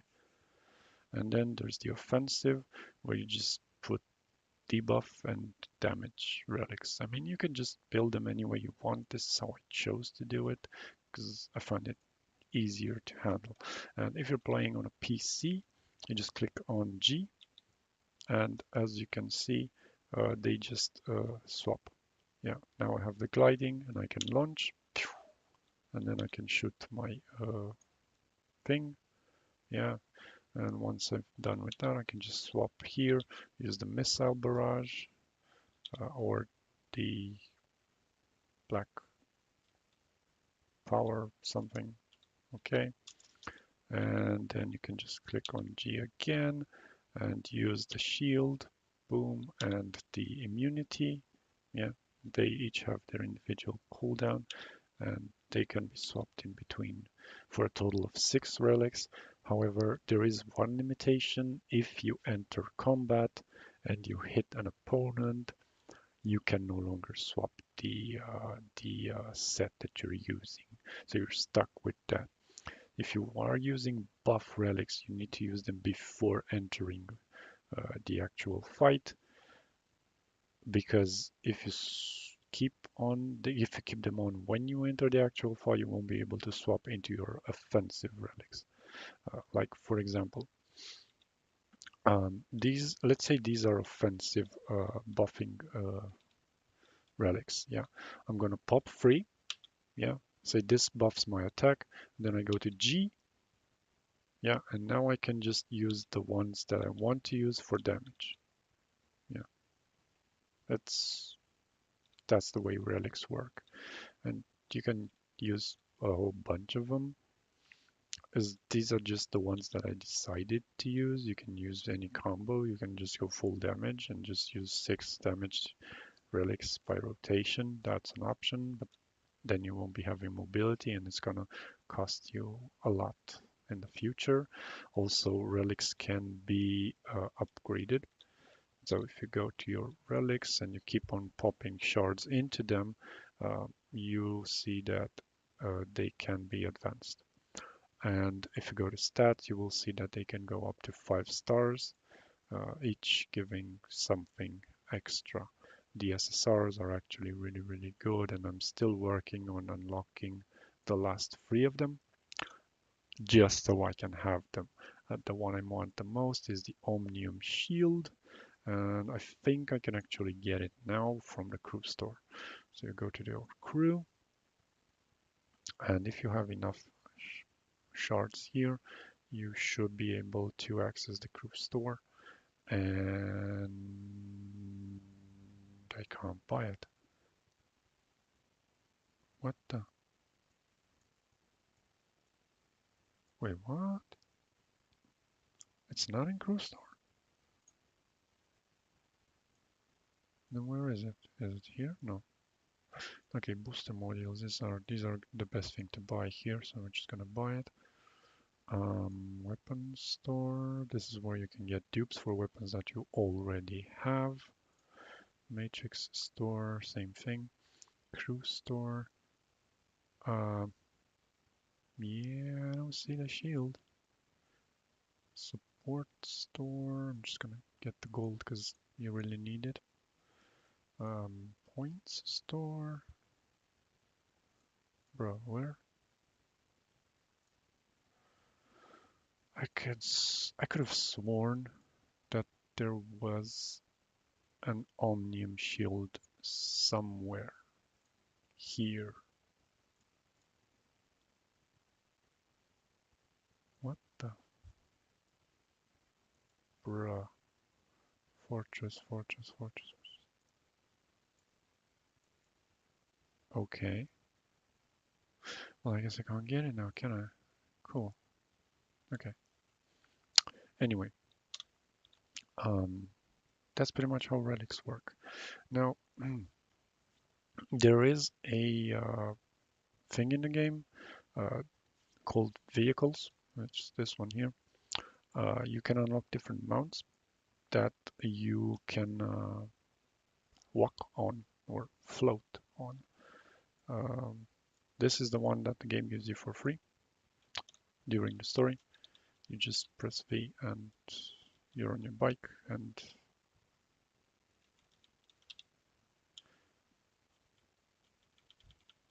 yeah, WASD, or just use the mouse. Now I'm using the mouse. It's a little bit easier to control with the mouse, I think, but whatever. Um, so yeah, you can just come here and change it. Like these are different farmable mounts that I managed to get while playing. They're free. You just need you invest some time to farming them because the drop rates are not very good. and they each have an idle animation.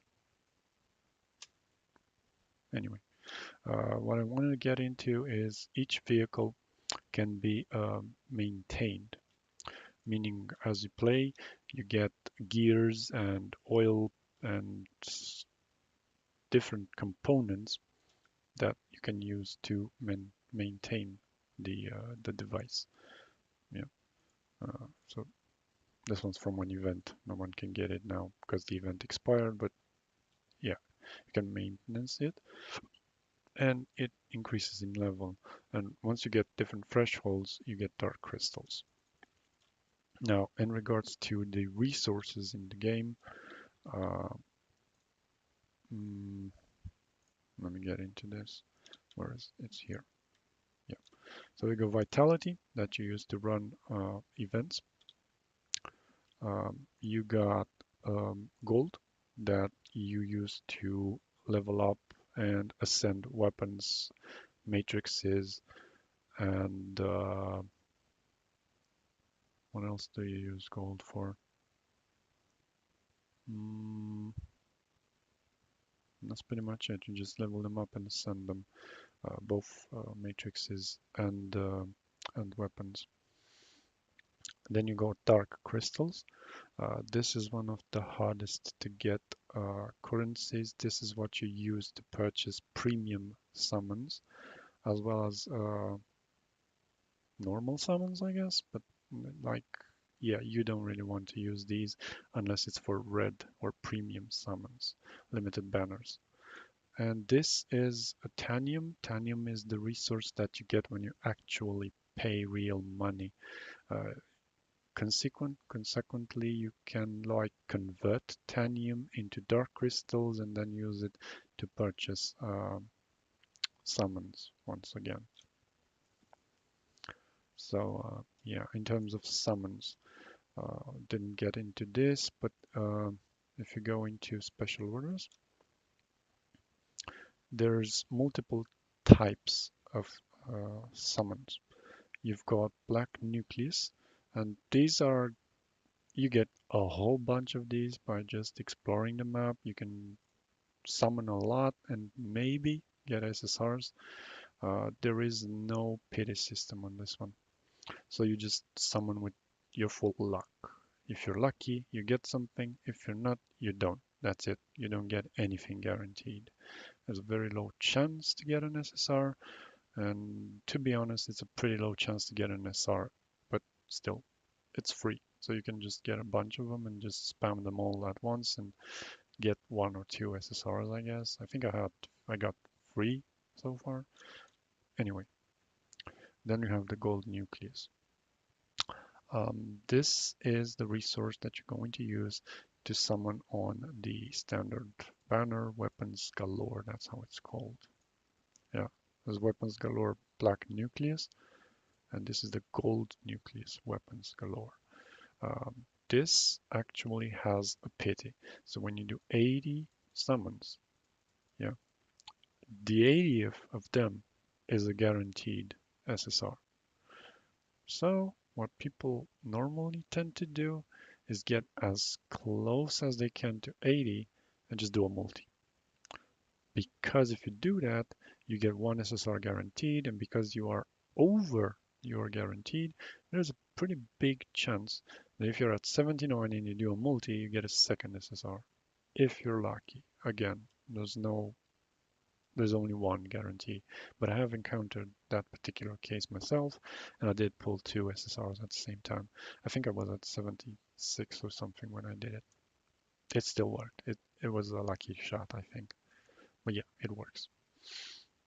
Now, when you start up the game, you are gonna get a guaranteed SSR at 30.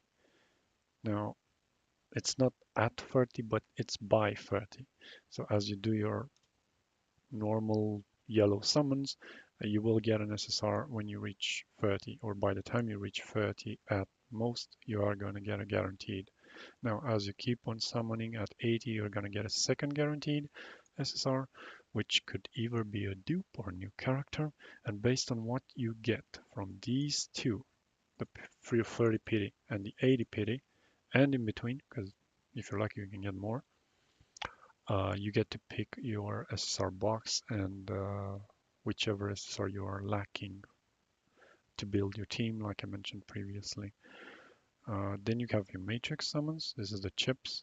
This is the standard chip banner. You get a guaranteed at 40 um, SSR, and you get SR or SSR every 10 draws. So it's highly recommended you just do multis on this one. I did some singles because I didn't have enough summons. Didn't get anything. I'm okay with it. Blade Law. This is the limited banner for the current weapon. Um, it uses red nucleus. Now, the yellow nucleus can be mildly obtained on the map by exploring and doing events. Um, you can get quite a few of them. If you follow tutorials online and stuff, you can find maps and such that will lead you to a lot of them. But um, you might want to hold on to them. What I would recommend people to do is stack them because based on what China has received so far, the limited characters will eventually get added to the standard banner. Now, it's not guaranteed. No one said they will, but this is based on what they did with China, the developers. They're the same ones. So, yeah, if you stack your yellow summons, your gold nucleus, you will most likely in the future be able to pull former limited banner characters because we've had two of them so far. If you go to my weapons, this is the second limited character and this is the first one. So these might get added to the standard banner. Now, thing people recommend if you are a low spender, get one copy of each character, even limited characters on the limited standard banner, on the limited banner, get one copy. It doesn't matter if you play the character, it doesn't matter if you like the character, and it doesn't matter if you have or don't have room for that particular character in your party. Why is this relevant? Because currently, when you summon on the limited banner, uh, you get pity, you gain pity. And if you go to your special orders here on the limited banner, you gain this. Yeah, this is flame gold. For each summon, you get one. For this one, you get black gold. Difference is once this banner goes away, all the number that you have here goes here. So if you summon on this banner, you get this character, you get some crystals here. They will eventually come here. And if the character gets added to the standard banner, because it's in the standard banner and because you already have it, you'll be able to go here and just buy dupes.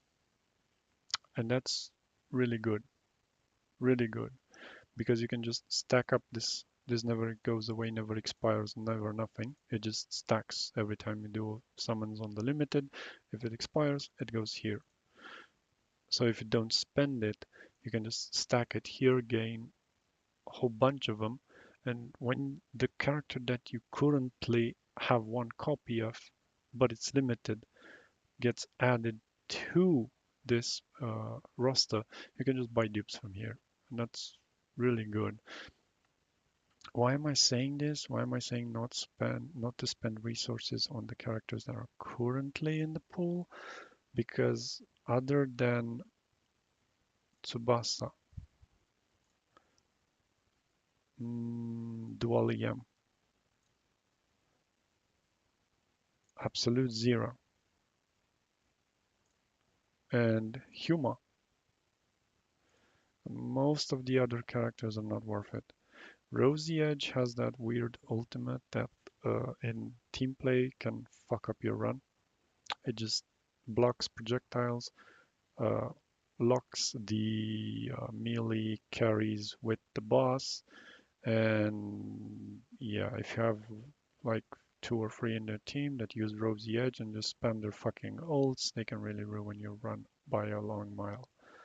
Uh, and there's a better character with the same tank resonance that deals really big numbers, has higher AoEs, damage numbers, HP, shatter, charge, everything you want. That will be coming. So she's not that good anymore. And considering Frigg has immunity on her awakening, which is kind of what made Rosy Edge relevant because she made you immune to stuns and such, she becomes totally irrelevant. Like, at least as far as I can tell. Um, Chakram of the Seas is a good weapon, and for this one, you really want to have the 3 stars. But again, I would probably hold on to my dupes so that I can get more of her when she joins the banner if I go physical. I don't really plan on going physical, but yeah, that's an option too, I guess. And yeah, I guess this is pretty much it. I'm not gonna go into anything else. Just make sure you get a 30 pity SSR, then you get some up to 80, and then when you reach 80, because you keep doing your progression, your story, your map exploration, everything, you are gonna get to 80 guaranteed. And once you get to 80 and you get your second SSR, uh, just use the SSR box to get your third, get a full SSR team, and just play. Also, like an alternative that I would probably go with,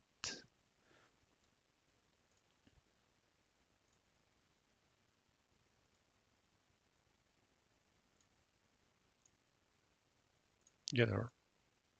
Because as you do summons, you are going to get her the 6 star, and she can debuff the opponent for 20% extra damage.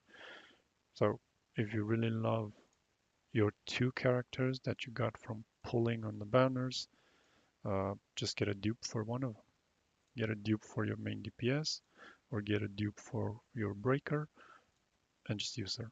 She's really good, like as an alternative. If you don't want to go full free SSR teams, like yeah.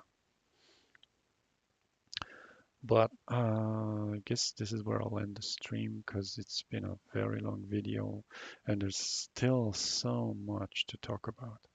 So I don't know if people like this particular video or actually watch it and think it's worth anything.